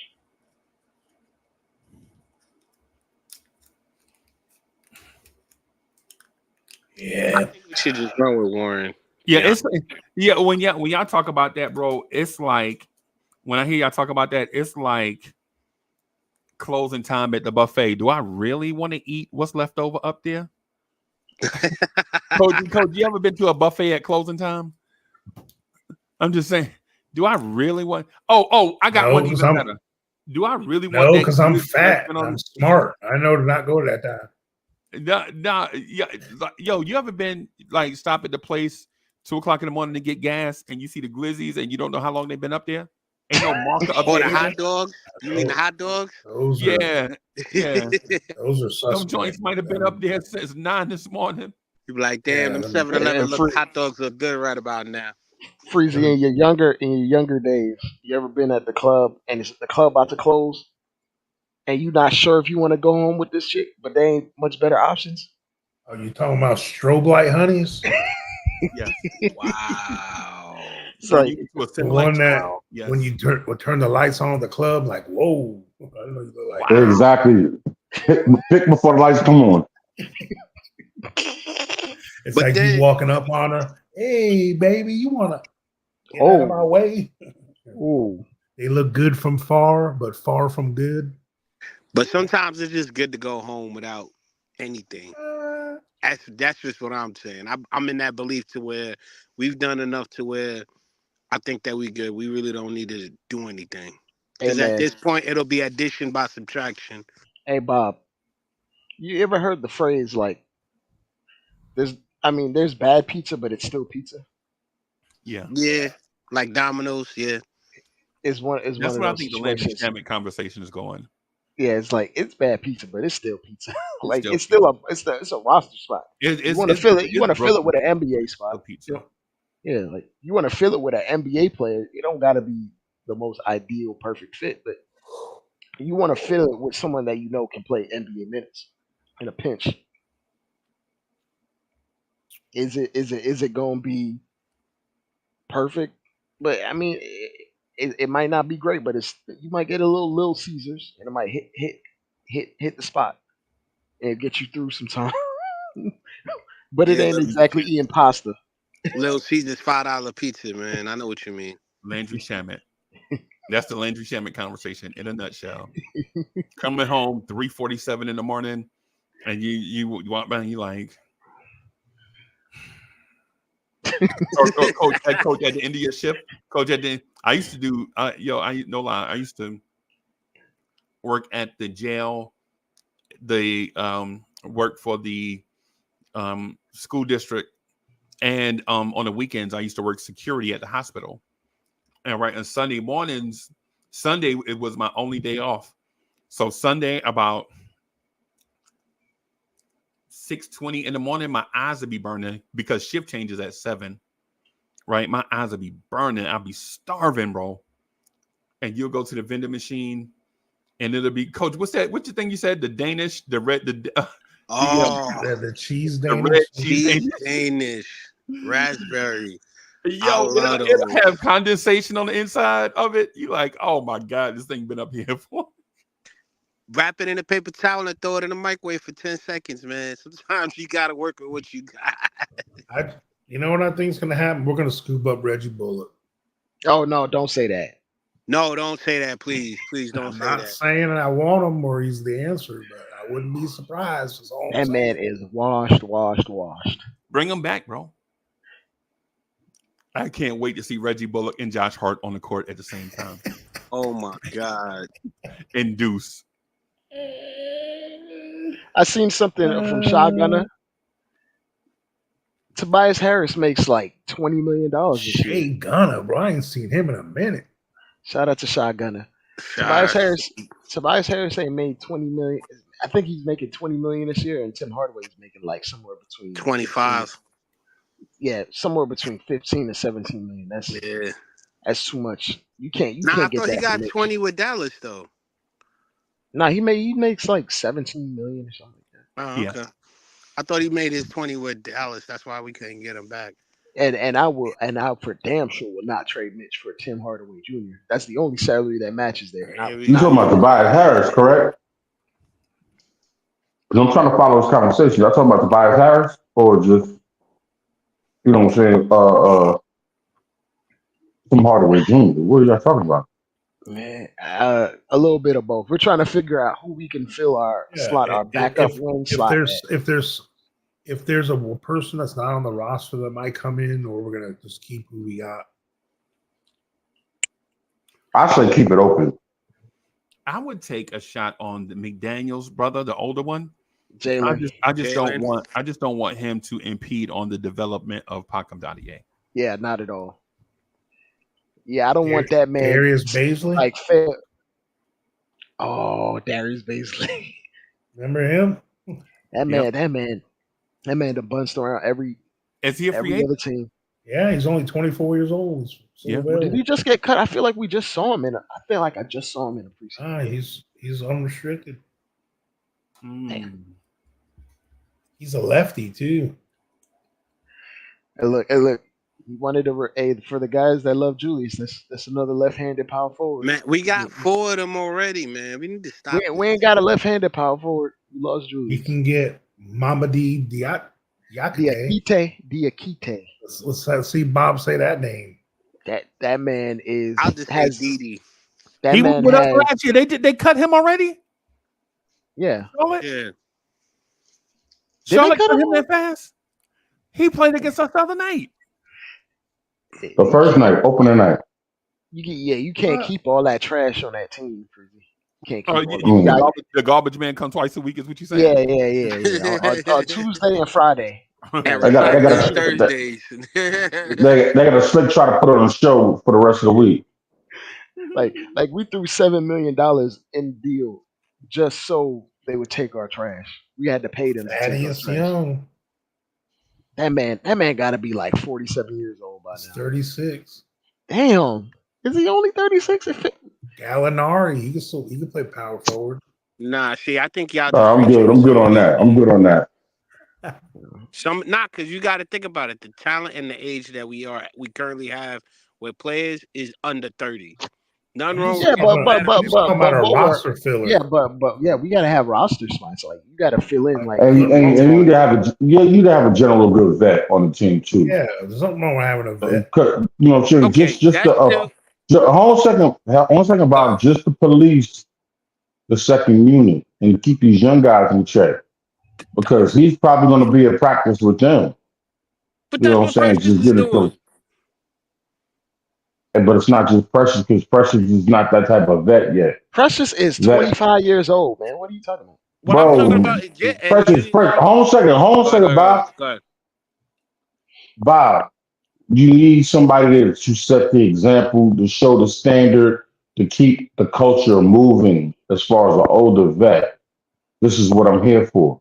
I'm here to win the championship. I'm gonna show you how I do it and how I get it right and how I've been in this league for so long. As Yeah, somebody you look wouldn't at mind Can I Boston. giving, you Boston wouldn't. had Al Horford. can I say this though? We have 5 guys. Well, outside of Josh Hart, you have 5 players on this team that have made it to a conference finals and one that has won a championship. So as far as how Who we're won the gonna do this, Hey, championship? yeah, you got OG, but he Payne, didn't play. Bridges, That man, that don't even OG. count, man. He was just They all come watching. went on, to the man. Western Your Conference argument is Finals. You weak, even got bro. But I'm Cat gonna leave you last year. alone. You even got Cat last year Your who argument is went to the weak, Why, conference man. why finals. you can't just let Corey Lee finish his point? Corey Lee Yeah, was quiet the whole time, bro. He ain't say nothing. yeah, but yeah, court finish. Yeah, he No, just what I'm trying to say is you need to keep a seasoned vet on the team who understands what Thibodeau's. I couldn't think of his name for a second. I'm sorry, for Thibodeau is trying to do to develop these younger players to get them up to speed, if not quicker, but quick enough. God fearing injury this particular season. You know what I'm saying? You need to have somebody on there like a Rasheed Wallace or somebody who's not even gonna take up minutes. You know what I'm saying? Whether you're big, a power forward, a wing, or even if he's a guard in some shape, form, or fashion. A team right now because we're really young at the bottom of this list. Mhm. You understand what I'm saying? And we're going to be relying on these younger players to step in and do what they're supposed to do at an earlier clip. You know what I'm saying? Just like, for example, like the quickies. You understand what I'm saying? So come on, we Yo, gotta think about that too. Not Not everyone exactly the has to be on quickly. the Not everyone has to be on the timeline. Friggin' or No, I understand Right. that point, but just similar to something like that, but not exactly putting them totally out there. I'm done. Mhm. Like we could just like we're talking about adding in someone on the back end of the roster. Like it can be a quality NBA player. Guys, It I doesn't gotta head necessarily out, man. peace, coach, Much have a love good to one, y'all. Coach. Good night. but it doesn't have to be someone that's the ideal timeline. We already Good night, got Catch you in those bro. the morning. guys locked in. Catch you in the morning, Breezy. We all right. talking about guys that making vet minimums. Like gotta gotta calm it down a little bit. And like I'm not against getting somebody that's 32, 33 years old, even 34, 35. You can get quality NBA minutes. We're not asking someone, we're not signing someone to play 25 minutes a game. No. We signing someone that might come in spot minutes, mop up duty, give us literally 10 minutes of NBA action with injuries. And there's several guys that can give you that from in a wide range of ages. So it's not like something that we got to be being stickler about. And to Core's point, like there is inherent value in having an older player on the roster as well that has seen a lot, done a lot. Right. Even if there are young veterans that have seen things and done things, but I don't think any of the young veterans on this team were key cogs in a championship team yet. So you can say OG was there and he saw it firsthand. He wasn't playing. He was hurt. He barely even played in the playoffs either. So But then Brunson with Dallas, what he did with the like that did they is win a so versatile. championship? Yes or no? Not, I said conference. They got experience, deep playoff experience, and I'm like, they know what it's like. So why not we just build around what they have already and see where it goes? Because at But some we point, doing that already. You hold on. don't. The guy you acquiring ain't gonna change your trajectory. Like he ain't the guy you acquiring now is not gonna make you a better championship contender. like on the court. Then what's the point No, of even having them if you're saying we need a because you roster spot? need NBA bodies for the 82 game season. That's why Yeah, you do it. and we have players that we can have do that role. Like We who? have. You even said Huck Porty could do it. You could even look at But that's beyond him. He's already on the team. Like he's not going anywhere. We talking about adding one extra player because Landry Shamet is hurt. okay, maybe it's just me because of what I saw last season with Bogues and how Burks was, where when they came on, they were helping us out, and then when they got hurt, it just like changed the whole flow of how we were. So for me, it's like I don't want to get a veteran guy or have a player that's coming in like that. So for me, okay, I don't agree with it. I think that we should just let it rock because the way this team is built and the way they've changed everything, I think they've covered enough spaces to where they can create room to what they have for growth. Like for all we know, excuse me, we don't even know if they're gonna put Packham on Packham Dadier on the team. Sorry, I'm having a bad cough right now. But there's a lot of players that they have that we haven't really not just seen, but we don't even know if they're gonna just go ahead and let them go to the spot and actually start playing. Because to me, I I don't think that we should just add him because here's the thing: we add another player right now for a veteran.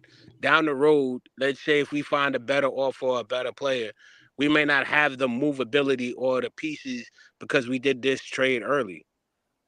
We're not talking about a trade. We're talking about literally I mean, not signing a trade. I'm free sorry. agent. I mean, sorry, my fault. My Why would fault. I signing mean, a as vet far as minimum player stop that? That wouldn't stop because the that. You thing, could literally cut them. What are you talking about? okay, like I said, maybe it's just me. I'm We thinking just too have it, deep into this. and you got to take into account we have an extra. On this one, Cowboy Bob, I think it's just you. Yeah, that's yeah. It's okay. On other points, I you know what I'm saying, I understand like your opinions on this one though. I think you might be searching, bro. And like by the time we Might get be Yeah. into the reaching. season, we're gonna have a 14-man roster. If hypothetically speaking, if we're going into a deal or a trade and we're trading one for two, we have that extra roster spot. That helps with your flexibility. We don't have 15 guys on guaranteed deals right now. Okay. So if we're talking about flexibility, signing a guy on vet minimum is not going to change anything And plus, I at guess all. we forget Landry Shamit was a non-premier free agent, bro. We signed him in September That man makes veterans minimum. because he is a veteran minimum. Player. Yeah. Like you got to take into account. There's a lot of Simply guys hovering said, around. simply accepted. You know So what like we I'm saying? talking about like we talking about if we sign a vet minimum player, it's gonna change the flexibility. I don't think a vet minimum player has ever changed any flexibility unless you just afraid to pay taxes like the Celtics, Not unless for you example. Jeremy Lin, right? You like, and how Yeah, often does that happen, bro? Once every poison 20 pill. But we talking about veteran minimum. Jeremy wasn't making veteran minimum. We talking about signing a guy off free the agency that's not the asking for a 2K. lot of money. Yeah. Yeah.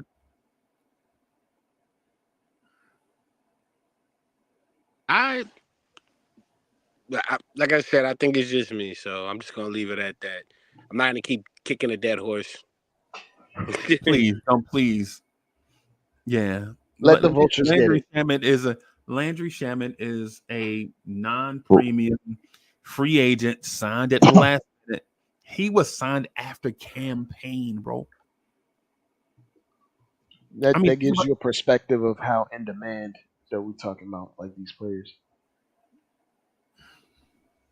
Yeah. Okay. And Like I also said, I puts see into y'all guys' point. perspective. It also puts into a little bit of perspective that the NBA needs expansion as well, Hmm. because there are I said that. guys I said it a couple of weeks ago. there are about 20 to 30 legitimate guys that you can throw in on a lot of teams and they'll give you NBA quality minutes.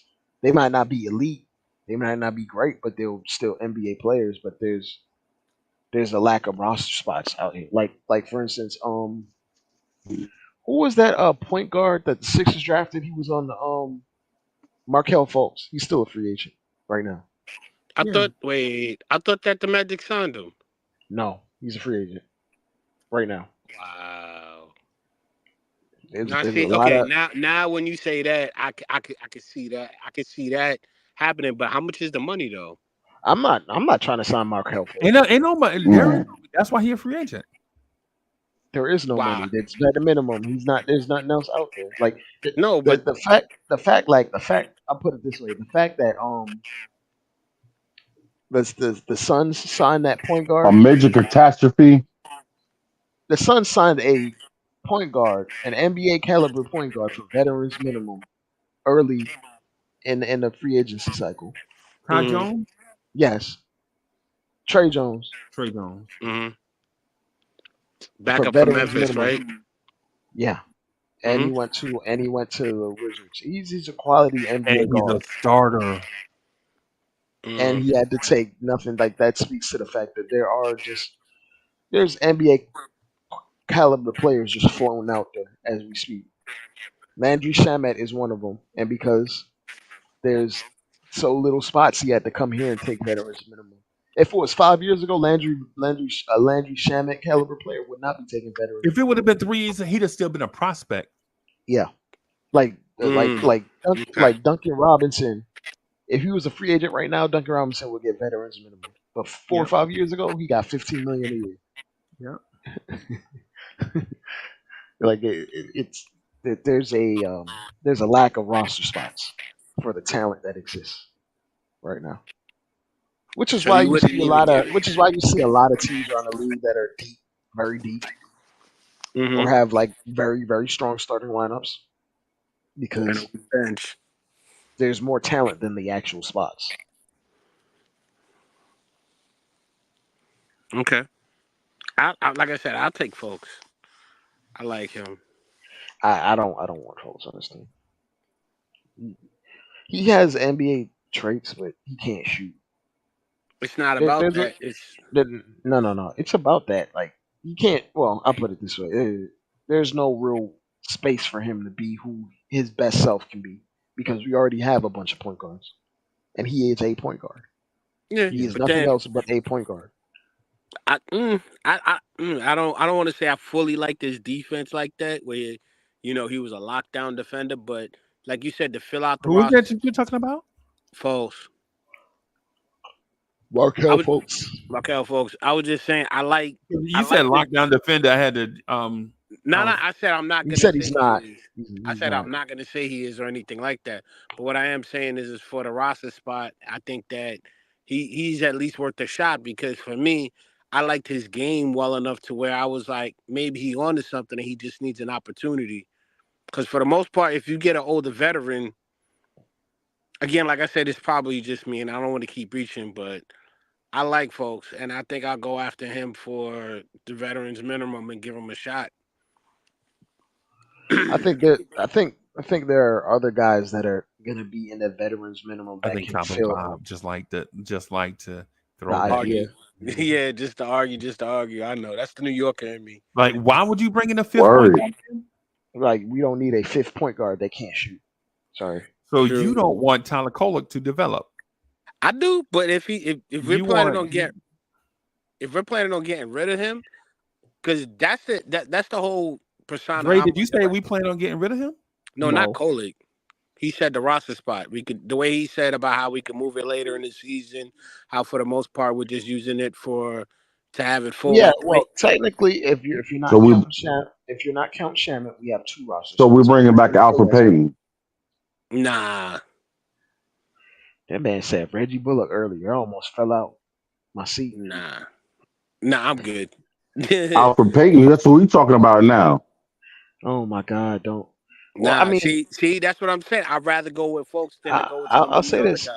I'll say this. Emmanuel Mudiay is a free agent right now, so you can go ahead. You can go ahead and get him if you want another point Let's do it. Oh my god. He's about to go back to China. Frank. Don't Frank. He's going back to Frank is a China. Frank is a free agent right now. You really trying to give me a stroke, Dre. You trying to like, Lord Jesus, take me back to Betsy.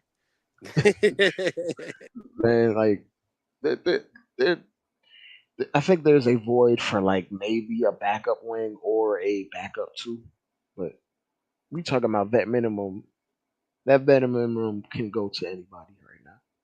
And you know what? You know what? I have enough faith in Tibbs that he'll make whoever we sign be functional for 10 minutes The first. thing is, is that spot is not a vet minimum spot. It's just a spot. Yeah. You can go, you can get a high upside lottery bust and put him in the Tom Thibodeau postgraduate academy. Like that could be a Kai Jones spot. And put him in the Tom Thibodeau graduate academy. And we've seen dudes, lottery bust, draft bust, get touched up by Tibbs and become millionaires. You saw it. Right? That could be a Kai Jones spot. That could be a whoever spot, Jackson Hayes spot. He's not. I don't think he signed back with the Lakers, right? Yeah, he's on the Lakers. Yeah. I think he had like a player option or something, and he picked it back up. I believe. So he's back on a vet minimum with the Lakers. Still, because nobody, I guess, the market, he didn't want to test it again. But it's one of those things. Like I don't want to push back.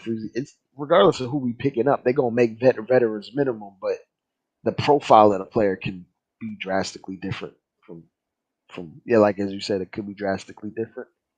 It could be a lottery bust. It could be a veteran, a 33-year-old veteran. Yeah. It could be a high floor, low ceiling, middling type player that's just out there, like how we did with Landry Shamet. Like Landry Shamet. Exactly. Like there are guys floating around there, and then there's going to be even more after Saturday. It gets cut when the cuts start happening. So it's one of those things. Like on Saturday, Kiki might be up out of here, and he's Let me thrown ask you back a out. Thrown back out there. Go ahead, Cole. Nah, I was just looking at this question that just 11, you know what I'm saying, that, he had for you. I don't know if you Oh, addressed it. I didn't. I didn't. I'm not sure what. I'm not sure what the Clippers are doing. I don't think they're going to get rid of Norman Powell because number one, they don't own their pick.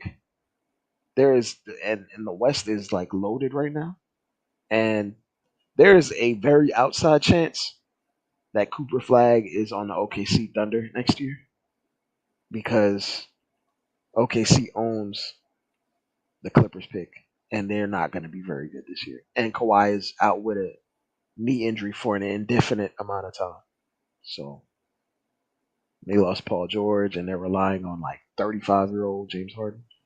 Hey, They he's might still not. ball now. Who James Harden. he could ball, but he's still 35, and that team is trash. So good luck. And he's Yeah. flawed, majorly flawed. Yeah, and he's So what down to like 220. Like James Harden's down to like 230 pounds. Y'all saw him? yeah, he lost a lot of weight. That man looks skinny at 230, bro. He wasn't that small since '09. Since '09, right? So James Harden playing point guard at 260. but it's like yeah, Powell makes like 20 million, and I don't think they have any incentive to trade off guys because number one, if you're going to trade off a quality NBA player to get worse, why would you do that when you don't own your own draft pick? Right. Wait, What's quick question, Dre. I know you would know this guy. I forget how to say his name. You know I'm bad with that. But last year they got him from the Suns. Got him from the Nets. Yatta, the Utah Asian cat. Watanabe. Yes, Watanabe. yes.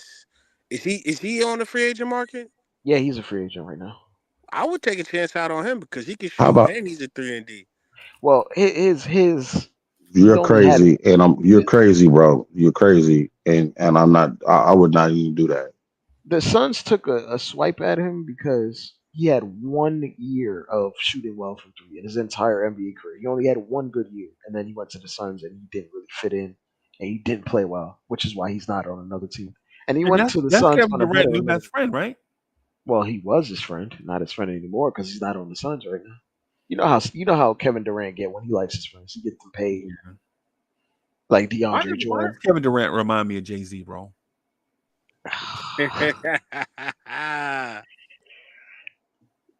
I had to think about that, which is kind of funny. It's like Jay Z at his pinnacle, I guess, was never the hottest rapper at any point. Like during like his prime in like 99, 98, it was Are you DMX. serious? DMX was the hottest rapper on the. DMX went platinum twice in the same year. I'm saying hottest rapper. I'm not saying best Ah, rapper. I'm not saying best talent wise. I'm talking hottest. And then like 2000s, Nelly went my my, diamond. my my my my my point is that you probably made the wrong example on some revisionist history, but Is I'm it gonna let it slide. revisionist? Like I don't think he was ever the hottest rapper for like a long period of time. If we're talking Okay, if we well, if we're talking I hot by mean, definition of sales, he was never the highest selling rapper year over year. Like someone always went platinum or sold a little bit more than him every year mm, until okay, like Black Album. okay, I'm gonna leave you alone.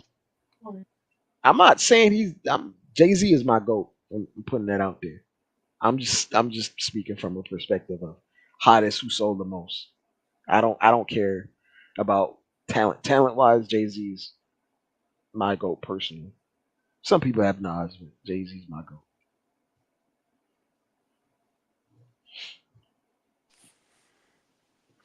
Mm-mm. Exactly, Molly Wall. People about to people about to gaslight me. We all know Nelly was the hottest rapper in 2000. Hate to say it. Yep. That whole country grammar. 50 Cent was the hottest rapper on the planet in '03. Hmm. He even beat out Kanye West when they were doing the battle albums. And Kanye was hot after No.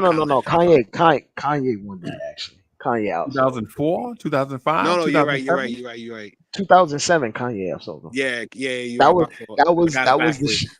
that was the shift from gangster rap to sensitive rap. That's Yeah, when yeah, Kanye yeah. when Kanye won that, it was over after that. You didn't have to be a gangster to And sell Kanye records. wasn't even the hottest. Kanye had a bunch of hot songs, Yeah. but there Hmm. were a lot of bro. People sleep on the Kid Cudi era. Bro, Yeah. Yeah. Kid Cudi was life, bro. Kid Cudi is responsible for 808s and Heartbreak, his Bro, melodies and all that stuff.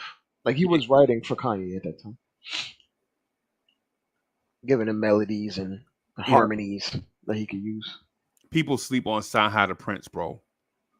That man could rap. He still Yeah, could rap. He's yeah, man. still rapping. Yeah, man. So Black salute to History Kanye. Project. Salute to um salute to Kanye, but I think Kanye is a biter. Ooh.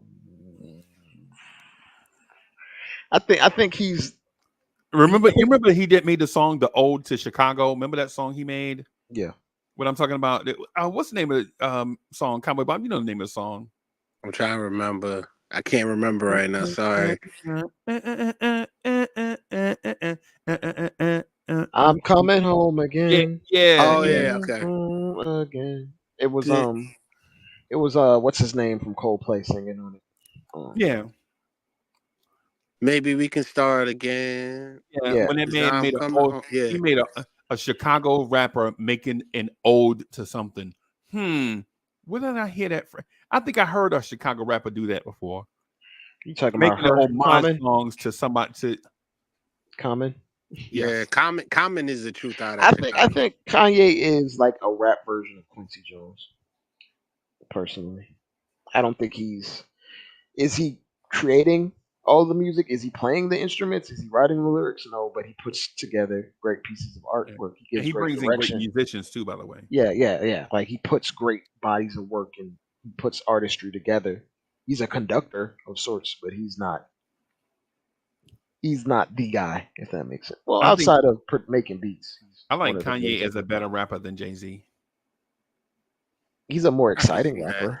Right? He's not a better I rapper. think he's a better lyricist than Jay-Z, personally. No, no, Some of his no. metaphors be catching you with Kanye though. You gotta Freezy, realize Kanye that. got some of the most cringeworthy lyrics of all time, and Yeah. I'm not even gonna go any further. Anything after like Yeezus has some cringe lyrics Like after it. Like what no. most people don't Yes. realize, like one of the things that Kanye said to me, and even still to this day, I can't believe it. He said, "Don't sell me apartments. I move in the lobby." I was like, "What? You know what that mean? That mean you own the whole building." I Like just mean, to think about that, like the lobby is your whole, like you own the whole building. he's So it's written, like sometimes he catches you with those things. but this is the thing. He probably didn't write that. So, Ah, gut check, Hmm. Dre, gut check. like anytime you think of like a very witty Kanye line, and it came after 2008, it was probably Saha. It was Saha the Prince. Yeah. Yeah. Before that, it was Romfest or GLC. Hmm. So it's one of those things. Like Yeah. he makes it sound good though. He could deliver the hell out of a line if it's Yeah. written well enough. I saw the battle between him and Mos Def, and Mhm. the look on Mos Def face when Kanye was spitting his best lyrics was like, I think he was going by, what was he going by that? He was going by Dante at that time. Dante Ooh, something. I didn't know. I didn't know. Because he's going by what, Yasin Bey now or something. Oh yeah. He's Yasin Bey now. He doesn't. He Yeah, don't and go then that much. but right after the Most Def thing, he was going by Dante something something. Oh, I didn't know forget. that. I But may have missed Kanye that was part. spitting his best line, and Kanye crew was like, "Yo, oh," and Most is Most Def like, was like, okay. "Yeah, like you're very passionate." It's like It was I like, know you put a lot of thought into this. mm, All 3 hours that you put the 16 together. But there's clearly levels. But they kept them around because them beats was fire. So yeah. I saw Wayne Brady put Most Def on the spot. He was like, "Yo, rap about that lady pocketbook. Which lady? That one right there. No, not her. The one behind her." And the lady held her purse up, and Most Def rapped about it for like 40 seconds. Yeah. Most Def is old school. That's an old school booty smuck right there. That dude. Yeah. it's like having a talent and then nurturing that talent to the point. Because like when you talk about like how Snoop Dogg could just freestyle for like 20 minutes, you actually got to practice that. You can have the talent, but you actually got to practice it. You got to hone the talent. Right. Yeah. I think Jay-Z is talented. I think Kanye is talented. There are a lot of rappers though that were super talented. I think we sleep on. Like the Treacherous MC is super talented. I think Redman is super talented. Ludacris. Yeah, I think Method Man is probably the sixth best rapper in Wu-Tang Clan. Yeah. Ooh. Yeah. I'm not even gonna push away from that. Fuji. I think Method Man is probably the greatest at finding a pocket in a beat and never leaving that pocket. But if we're talking about straight creativity and lyricism, it's not the most creative guy. I think Method Man is probably one of the best group rappers of all time. Like Yeah. if you give him one verse, or if you give him like a part in a song, like him and D'Angelo, when that man said, "You didn't want me when you had me, now you and your third baby daddy." When he Yep. said that, bro, I was like, "Yo, he can rap." I'm gonna say a name and y'all guys are probably just gonna kick me off. But there's a song called Beast from the East, Cannabis. That verse, I'm like, I've never heard someone spit for that long and be that on point. Like the way That's he's because you like, never heard Coogee. You got to hear Coogee rap first album. Oh my oh, I God. forgot Fuji rap. about that. You Yeah, right. Coogee rap first album, bro. And one of the and before I get out of here, just want to say, and not trying to rush anybody, but there are some rappers down south like Cujo's first verse on Cell Therapy is Mm. slept on. AZ's verse on the Nas song. What's the Nas song AZ had the verse? Phone tap. Life's a B. I'm sorry. Life's a B. Yeah. Oh, okay. When AZ talked about having knowledge yourself, but he can't do nothing with it because he a street dude. Yeah. Yo, come on, bro. Yo, he like, yo, you gotta grow up and be a man. Yo, AZ is like, AZ could have been way bigger than what he was. because he kind of had like the whole package in terms of realistic lyrics. Then he could rap about the fly stuff. Then he could rap about the street stuff. Like not everybody can He realistically get in different lanes like that. he teetered on that. He was in that Sadat X lane Yeah, where Derek X for all the old school dudes, where there was some youth in there, yeah, but there was some knowledge of self in there, yeah, and there was some street getting locked up element in there. yeah. There was some maturity in there, like the streets ain't for, you know what I'm saying? It is. I know a lot of people don't respect Sadat X as a top 100 rapper. I do, right? I do. I respect everybody out of Brand Nubian, Lord Jamal, and then plus Sadat Paramount. X, yeah. Yo, Sadat X had one of my favorite lines of all time, and it wasn't even on his album. It was on a Tribe Called Quest album when he said, "Although I smoked a pound of herbs, I'm still nice with the verbs." when he said that, I was like, respect. Yeah, when that man said, "Although I smoked a pound of herbs, I'm still nice with the verbs." You definitely smoked right before he wrote Yeah, man. that. Is there anybody? Is there anybody that y'all think is, say, top 50 that people sleep on? That's top 50, but people look at them like as if they're top one, like Immortal Technique. Yes, Immortal Technique is named. Rest in peace, Ka too. Yeah. Yeah. Ka's an alien. I was also gonna say for a minute it was I thought Mr. Cheeks had some bars. Like he was really slept on. Salute, Mr. But he wasn't Mr. that Cheeks. big. But every time I saw them live, I felt like I never got my money's worth. Yeah. It was too much. Yeah. Bro, it's Renee, bro. Why everybody yelling? Yeah. Yo, y'all doing Renee? Yo, I can't even hear the music. Everybody yelling. This dude's up front with the bubble goose on and Tim's. They just standing there like they about to spray everybody. Dog, I see them dudes. Those dudes are my cousins, bro. My cousin Toyo is about 2 years older than me, and he started getting locked up when he was 9. That's all he know is institution. When he be out, he act like institution because that's all is in his mind. He always been that way, right? Even when we was like in kindergarten and like little boy, like dudes would be fighting in somebody else's class, and he'll run down there and stand in it, and somebody will hit him, and then he'll beat both of them up. He always been like off, like I ain't gonna say off center, but he always been that dude.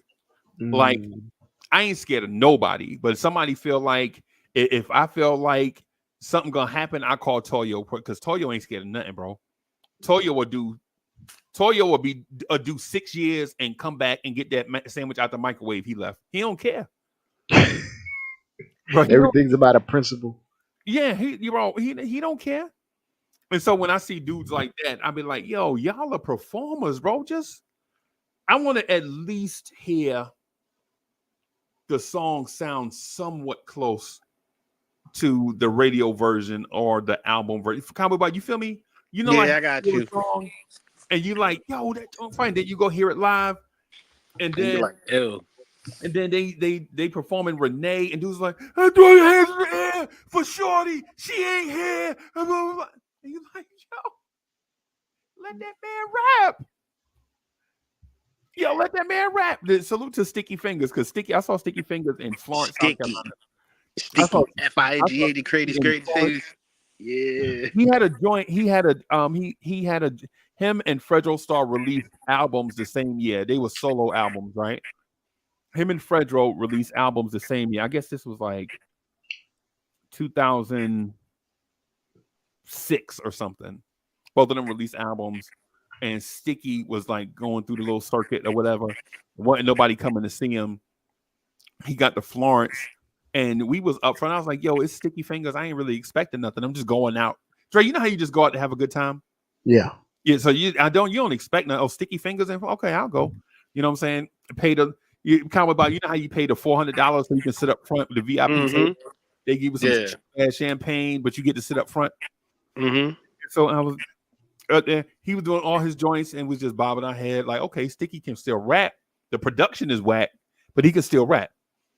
And then the light come down and the light come back up. It's him, Fredro, and Sun C. You know who Sun C is, right? Yeah. The dark-skinned dude in Onyx. Him, Fredro, and Sun C, like right there in front of us.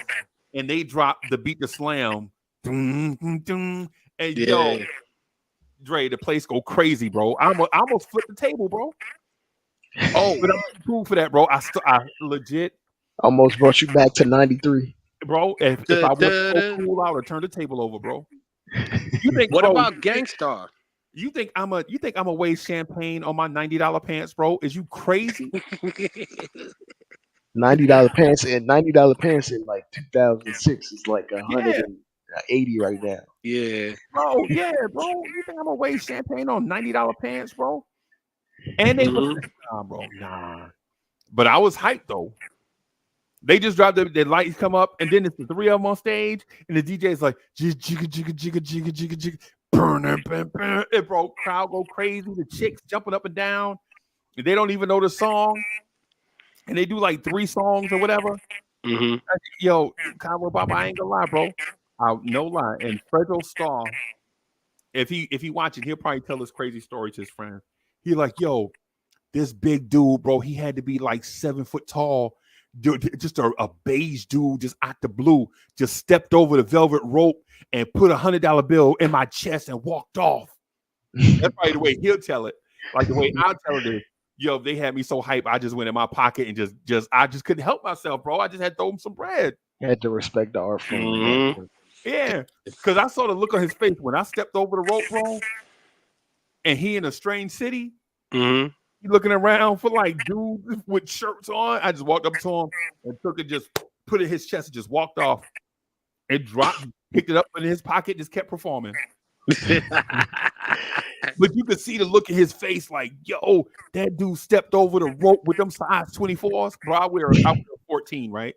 But you know how when dudes retell the story, right? You know when they be trying to make you sound like they be trying to add height and weight to you, like he the Debo. WWE. Yeah, man.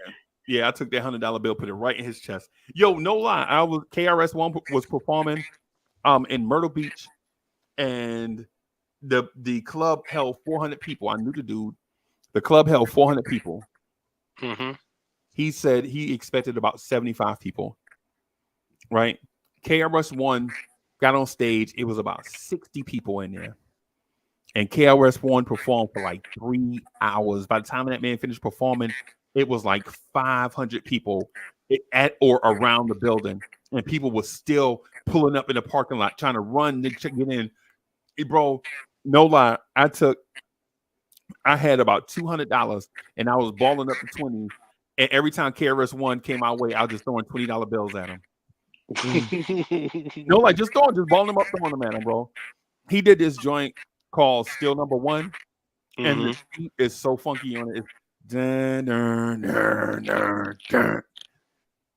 Boom, boom, boom, boom. And all the old school dudes they be going crazy over little joints like that, man. But Jay-Z don't give me that vibe. That's the reason why I don't have.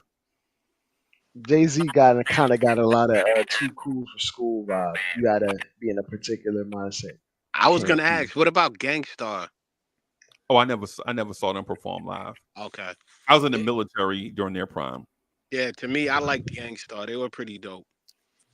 I never saw Gangstar. I never saw EPMD live. A lot of groups I never got to see live, and then I got to see some that were unexpected.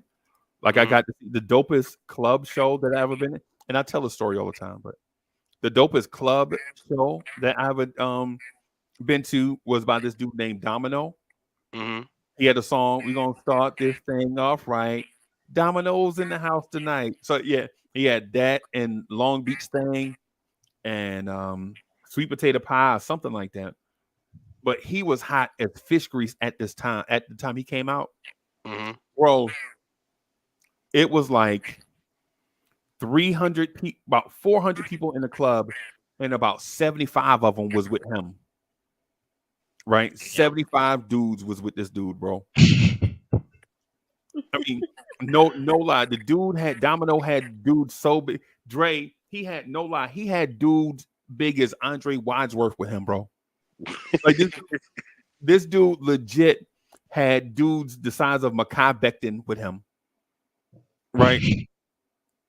That big, bro. Like I'm a big dude, and the dude my homeboy Keystone, he from Dallas, Texas. The dude I was with, Keystone. So I'm about 6'5". Every time I get measured, I'm like either like 6'4" and like 17, 18. And then sometimes I'm like 6'5" and an eighth. So I'm like in that range of Keystone though is 6'7", legit George Foreman. Like you ever saw George Foreman, bro? This dude is bigger than George Foreman, bro. And no lie, he dropped his fist on my thigh one time. And I hollered like a girl for like a second, but I caught myself because I'm too cool for that. Right? But that man, it felt like somebody dropped a typewriter on my thigh, bro. The anvil. Yeah, somebody dropped an anvil on my thigh, bro. But we was in there, like me and him, he and I were together because he didn't know how to talk to the ladies, right? He be like, yo, we gonna go holler at these chickens. I'm like, bro, you can't call them chickens, bro. But they chickens, man. Hey, relax, bro. Relax. Let's talk to them like they ladies, right? Smile a little bit, right? You ain't got to be angry at the ladies. They ain't did nothing. You know what I'm saying? We holler at the ladies. Like kind of like you walk up to them and I'll be like, yo, put them drinks down. They be like, what? I bet you them drinks nasty. Let my homeboy buy y'all some real drinks, right? And I'm like, how many drinks y'all want to? Big dog, you got them? Just the conversation starters, just a little something. Yeah. My homeboy just walk up to him and be like, what up, B? And he won't say B either. And he's saying, and they like, who you calling the B? I call him the way I see him. This is how, no lie. Yo, you ever saw Boys in the Hood? Yeah. When Ice Cube was like, he said, I'm sorry, B. Yeah. Yo, that's where he come from. He was a he's a gangbanger, but he was in the military and all that. But anyway, the Domino show, he had dudes with him and they were like warming up and they had the crowd going crazy. But when Domino came up, Domino did 3 songs, bro. He did 3 songs. And when he did those 3 songs, Dre, I'm telling you, you had to turn the lights off after that. You had to turn the lights off after that. And that's why when we talk about Jay-Z, I just don't get that sense from Jay-Z. Now, Jay-Z presented himself as the Don from the rip. Well, not from the rip, but with his formidable years after he got away from Kane and out of the early, and once he got into the mid 90s, when you started hearing stuff like Brooklyn's Finest and all of that. He was rapping like Fushnikins before. Yeah. Fighting. Yeah.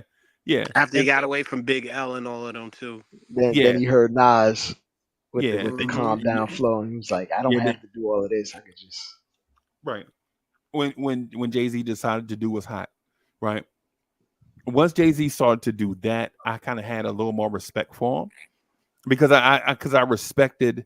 I knew that he was an album rapper, right? He was never going to be that guy that ran around on stage. Yeah, he wasn't going to be Old Dirty Bastard. You know what I'm saying? That's why I was like, when I said he wasn't the hottest rapper, that's what I meant. Like he didn't make, like he had hit singles obviously, but it wasn't for the intention of the record wasn't to make you dance.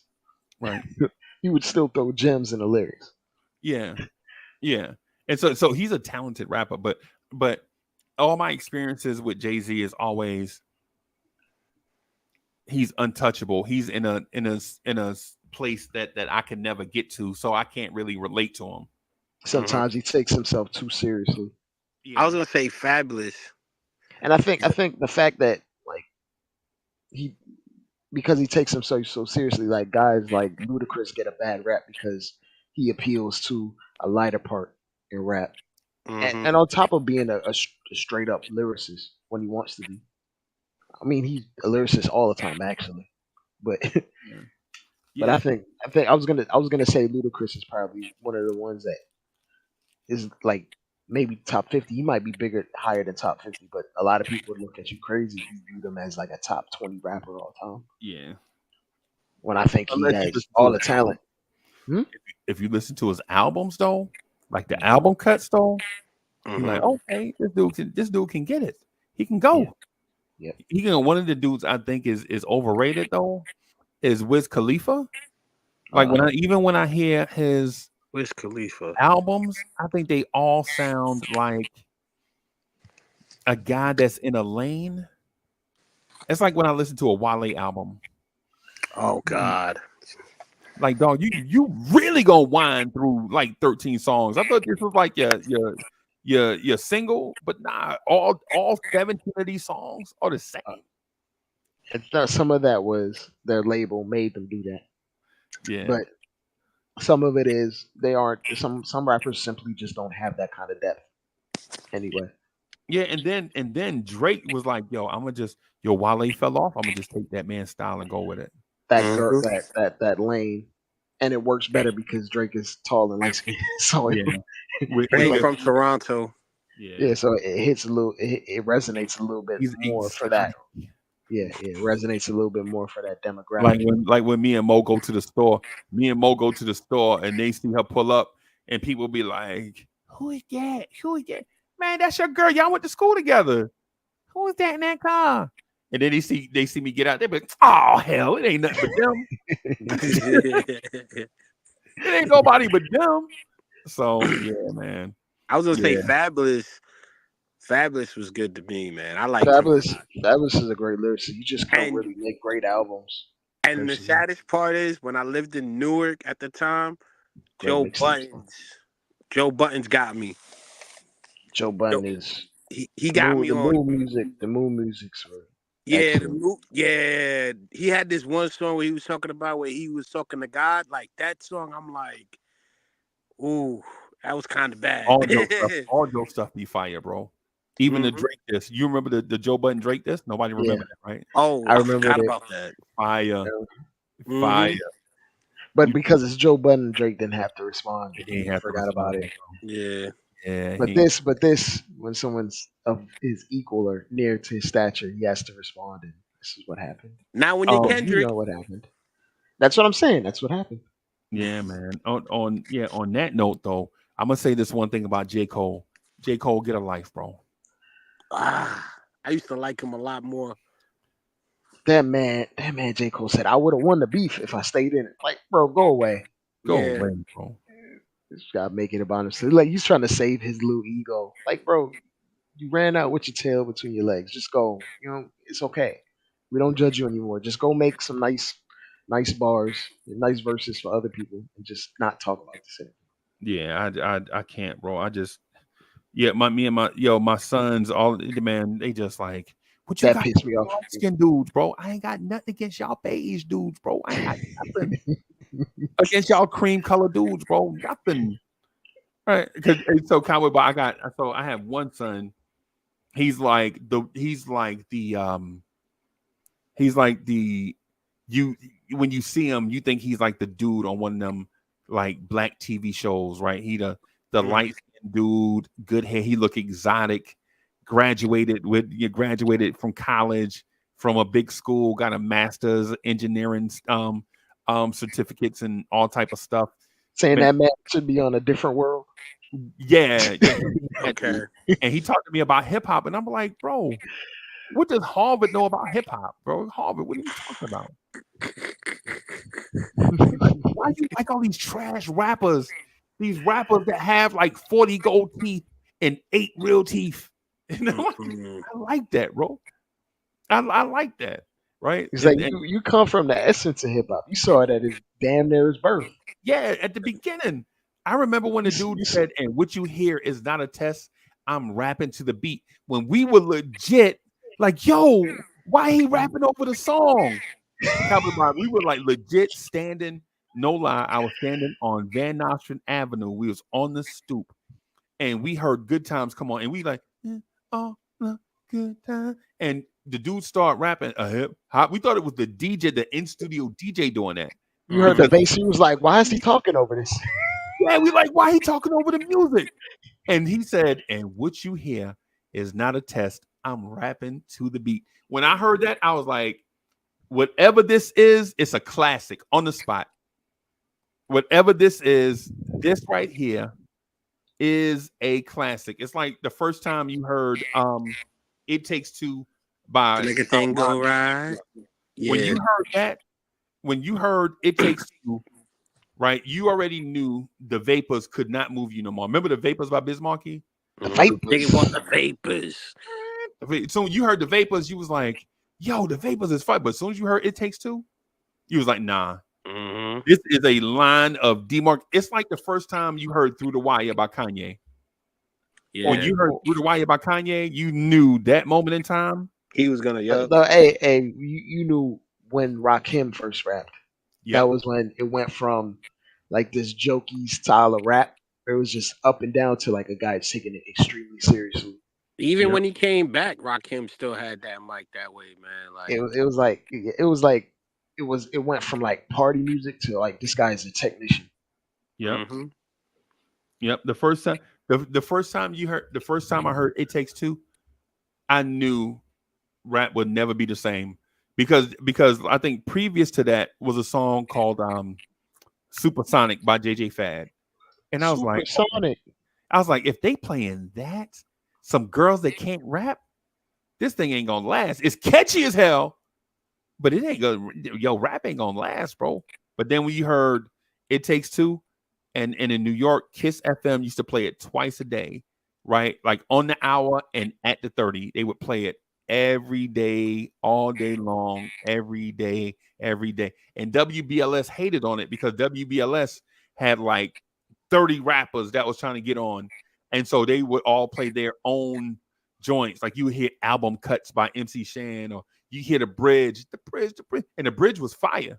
Mm-hmm. Back it up. But it was not It Takes Two, bro. Yeah. When you heard It Takes Two, you knew, like when you heard Through the Wire, you was like, and then you went and bought the album. You was like, this dude ain't even trying to be a gangster. He a fail gangster. This dude failed at everything, and he admitting to it. He said he said like he wanted to be one of the gangsters, but it just wouldn't come across realistic. That's why he went into the backpacker lane because nobody would buy him being a gangster. Yeah, man. When you heard Through the Wire, bro, I was like, I don't know if y'all remember, but Kanye and Confessions by Usher came out around the same time. Yeah. And so I was thinking like, That man took that Shaka Khan beat and just That's what got me though, because when I heard that right down through the wire, I was like, okay. And then that's the only reason why I like the song is because when I heard the Shaka Khan original, it brought it back. I just want to be a fly on the wall when Rakim dropped Eric B for president. Yeah. Oh, that's a good how one. like I wonder if they knew that was going to change how rap was going to be forever. Yep. And so the thing is with Rakim low energy was not like a new. There were other guys that were smooth before Rakim, but they didn't have dope lyrics like Rakim, or they were specialists. They were only smooth to the ladies, or they were only smooth to dudes, or they was only smooth about themselves, but they weren't smooth about everything. Yeah, and and it takes a particular type of voice to be low energy but powerful at the same time. Yeah, man, impact. Yeah, as soon as he said something, like it stuck. Yeah, he didn't have to. He was like the way he rapped. He didn't have to say it. I'm not gonna say it twice. I'm gonna say it once. Yeah, and you gonna pick up this message. I always thought Rakim was that dude that was like stay reading books, and then the second he go outside, he just start talking knowledge. Like that dude was just so educated to me. But that's the thing. Like a lot of the lyricists actually read books back then. No, that's what I'm saying. Like you could tell he had a passion because they could. Yeah, for sure. And I was gonna say like I remember like J. Cole had like an argument with a female rapper named No Name, and Mhm. that and basically he said he wasn't reading books, and I was like, okay, this makes a lot of sense. This man was just Yeah. he just jump off the front porch just with ideas, and he didn't really formulate. He just ran off the internet. It was just like rap lyricists actually picked up a thesaurus and go try to put lyrics together that made sense. They knew synonyms and antonyms and Mhm. Yeah. similes Yo, and metaphors. there were a lot of, but there were a lot of great rappers though. A lot of dudes are like, there's a lot of great rappers, but when you talk about impact, like for instance, I think Jadakiss is a great rapper, I but was I gonna don't say think he's Styles P. impactful, right? Styles P. Yeah, Yeah, I I like could all. say, and if you look at his discography, it'll tell you right there. Like he doesn't have a great album. He has a lot of great verses, Yeah, but like a cohesive album with like a point of view. The closest he got to that was like why. yeah, Other than that, it was like some gangster stuff, yeah, bro. which is there's time and place for it. That's the reason why I'm saying with Jay-Z, I don't know. Jay-Z does produce great albums. I just I think the greatest verse he ever did was a verse he did in 20 what year was it? December of 2017. Remember Well, he got on somebody remix? I forgot who remix he got on. I thought you He were had gonna say one in Renegade. 2017. You talking No, about was it a Pusha T song? might have been a Pusha song. Are you talking about Drug Dealers Anonymous? Yeah, that was a No, good song. no, I don't think that's not the one that I recall.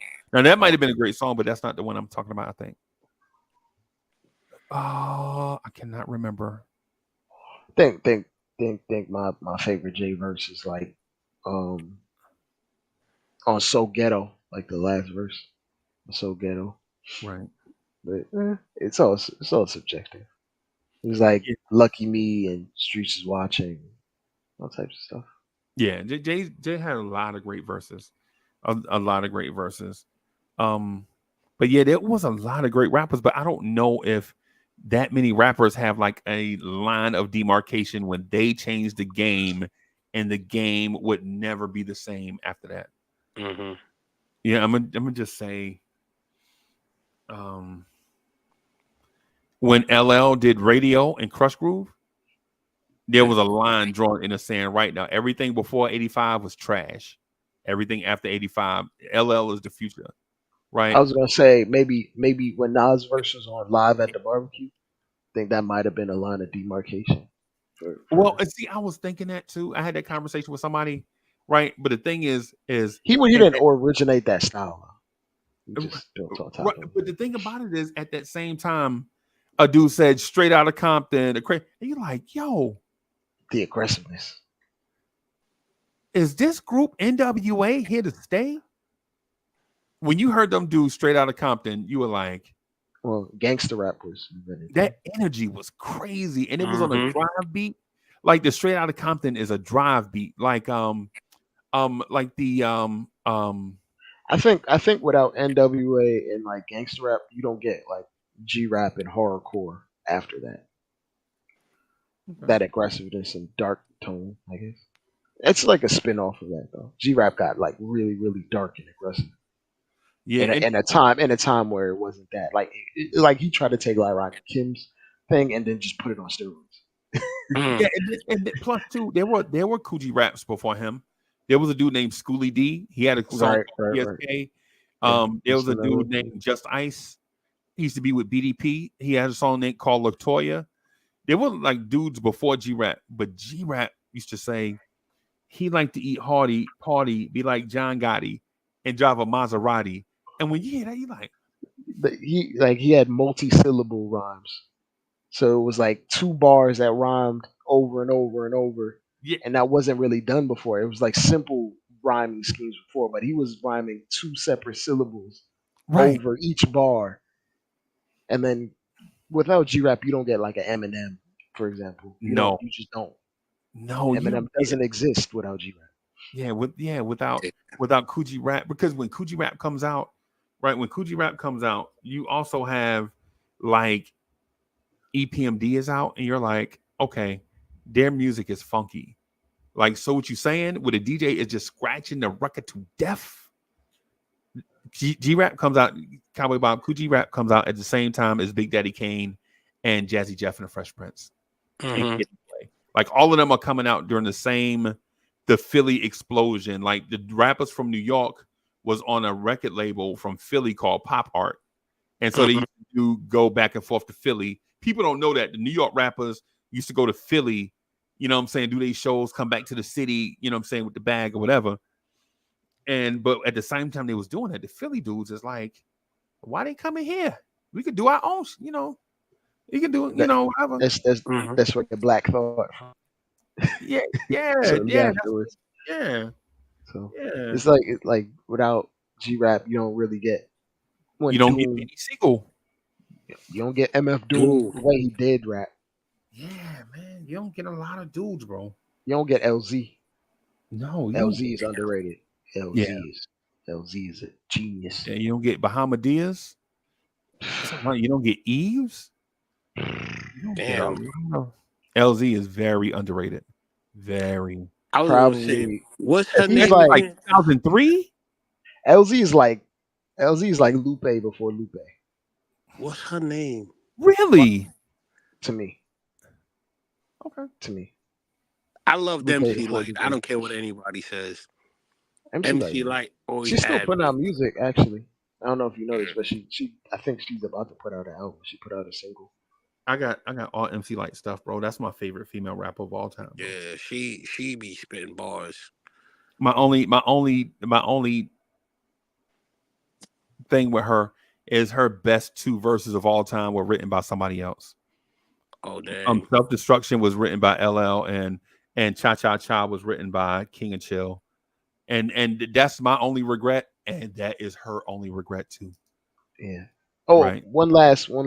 You don't get Sean Price without Coogee Rap. Yeah, you don't get Sean Price without Coogee Rap at all. Okay. Yeah, you don't get Sean Price. And if you hadn't heard the Can't Flip album, yeah, fire, bro, fire. Bro, if you hadn't listened to a Cocoa Brothers album, yes, Smith and Wesson, whatever you want to, you know, Smith they got Wesson, yeah. using Smith and Wesson, right? Smith and Wesson just dropped. Smith and Wesson actually dropped something recently. Yeah, with that name, Smith and Wesson. Yes. Yeah, I knew them from Smith and Wesson because I had one of their albums. That's how I heard of them. Yeah, Smith and Wesson got sued by Smith and Wesson and changed their name to Cocoa Brothers. Oh, so they changed their name back. They must have won the lawsuit or something. I don't know. Yeah, they dropped some, like they dropped a song with Benny the Butcher called like "This Is Heavy," and then like a different single called like 50/50. I think like, them dudes last 2 months. Oh, you talking about Benny the Butcher? Griselda? Yeah, Conway. I think Conway is probably the best rapper out of the group, but like, yeah. I like Benny. Oh, see, we disagree on some stuff. I think I think Benny the Butcher is like a better artist. Okay, but I think Conway is the better rapper. I don't like. It feels sometimes it feels like Benny's trying to do like Jay-Z cosplay from like '96. Like yo, he gonna wear a 4X jersey with his hat turned backwards. Like bro, like I get it. We know you want to be a slick talker and you sold a lot of drugs. I get it. I understand. Where Conway can get like really, really dark and grimy and damn near border horrorcore in his lyricism. Right. Do you like Rock Marcy? Rock Marcy's a genius. Rock Marcy's probably one of my favorite rappers right now. Ever. To me. Yeah. To me, but he's a niche rapper to me, but he's still one of my favorites. He's like Rock Marcy is like if Ric Flair was a street rapper.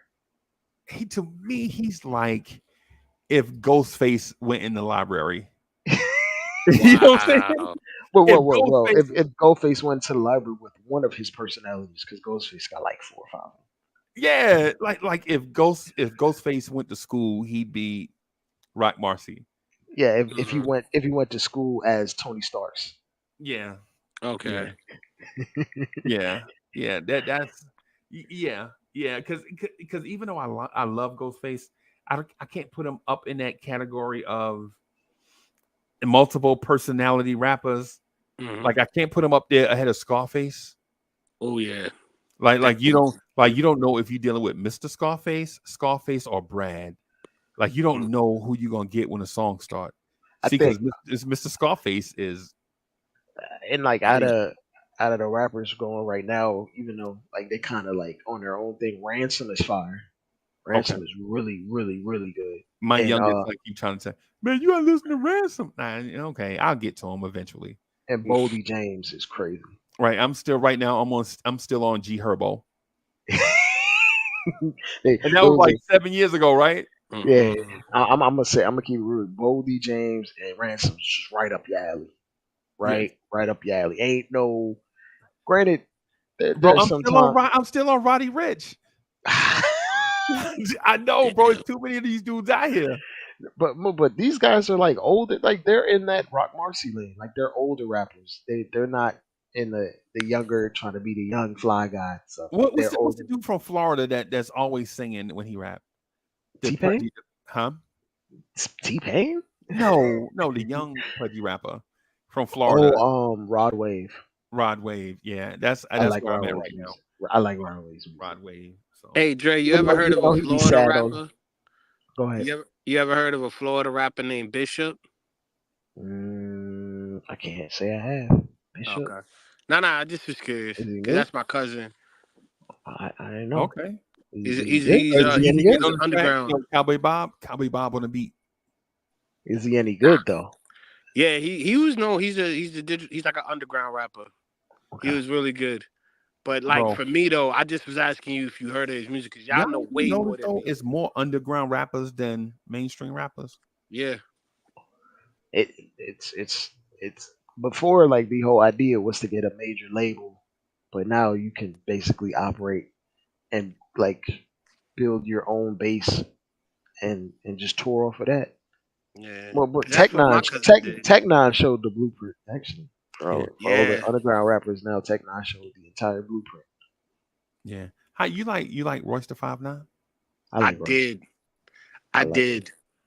I like Royce. Did. I like Royce. You like him post rehab or prior rehab? Prior rehab.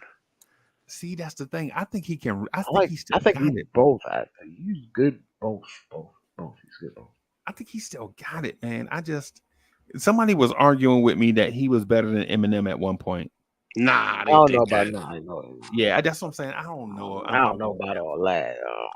And Yeah. I'm not even like the biggest Eminem guy, but from a technical standpoint, like that Yeah. man You know, is what was that that man is song that they different. had when they came out with Good versus Evil?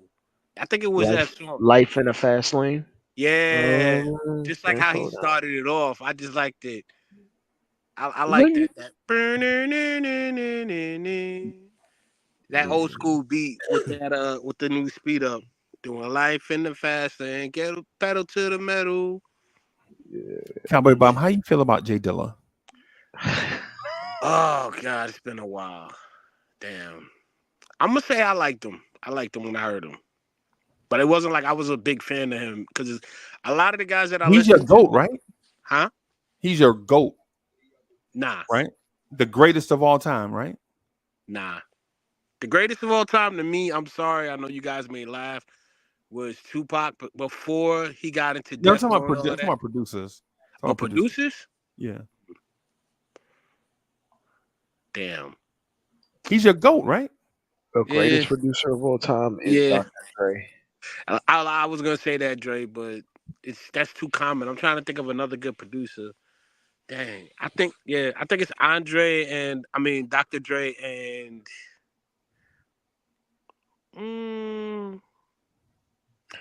yeah, I'm just gonna stay with Dr. Dre because I'm listening to everything that Dr. Dre did when he did the Snoop Dogg album.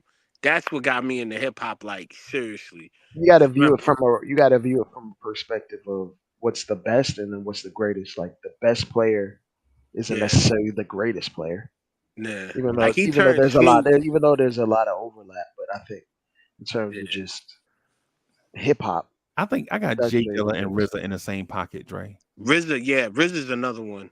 Because Say it again. RZA was in a certain pocket, but once he got out of outside of that timeline, bro, you like, Mm-hmm. yo, this shit whack.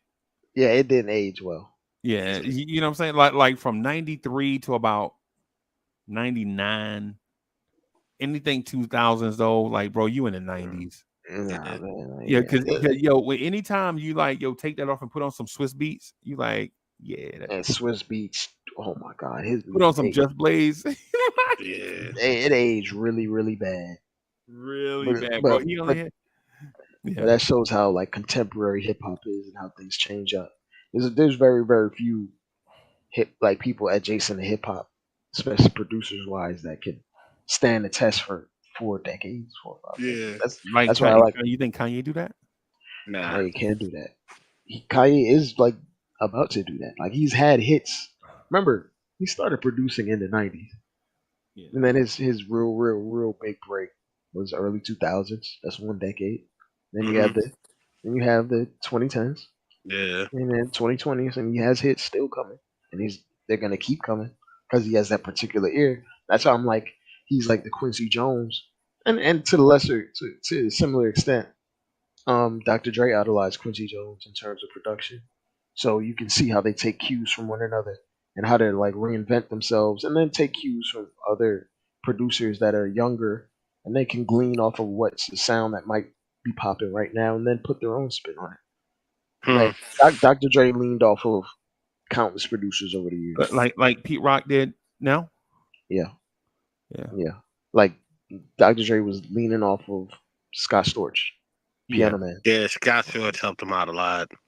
and like you could throw in Timberland and like Danger. Is Scott Storch better than Dr. Dre? No, he's not. I think Scott Storch is a legendary producer, but yeah, he is the piano man. Yeah. He can't like he has a one track mind. When you get a yeah, Scott Storch beat, you know what you're getting with a Scott Storch beat. Whereas But that's Dr. one Dre hell of can't. a lane, bro. Oh, yeah, it's a hell of a piano man league. Yeah. I'm not gonna lie to you. yeah. Yeah, Like because he had a that run joint for the though. Roots, that joint he did for the Roots, Oof. still bang. Yeah. Yeah. He was making a lot of money. I'm gonna get out of here, bro. I'm about to keel over and go to sleep. I got the phone. Peace, All right. peace, brother. All right, yeah. Go Hey, New thank York, y'all go for New York, go. for rocking. One of these days we're gonna get Cowboy Bob on vibes and stuff so we can talk music. So Cowboy Bob can talk because I think he afraid to talk over here. So we get on vibes and we can just let him go. But thank y'all for rocking, man. We're gonna get out of here, y'all. Peace. Peace.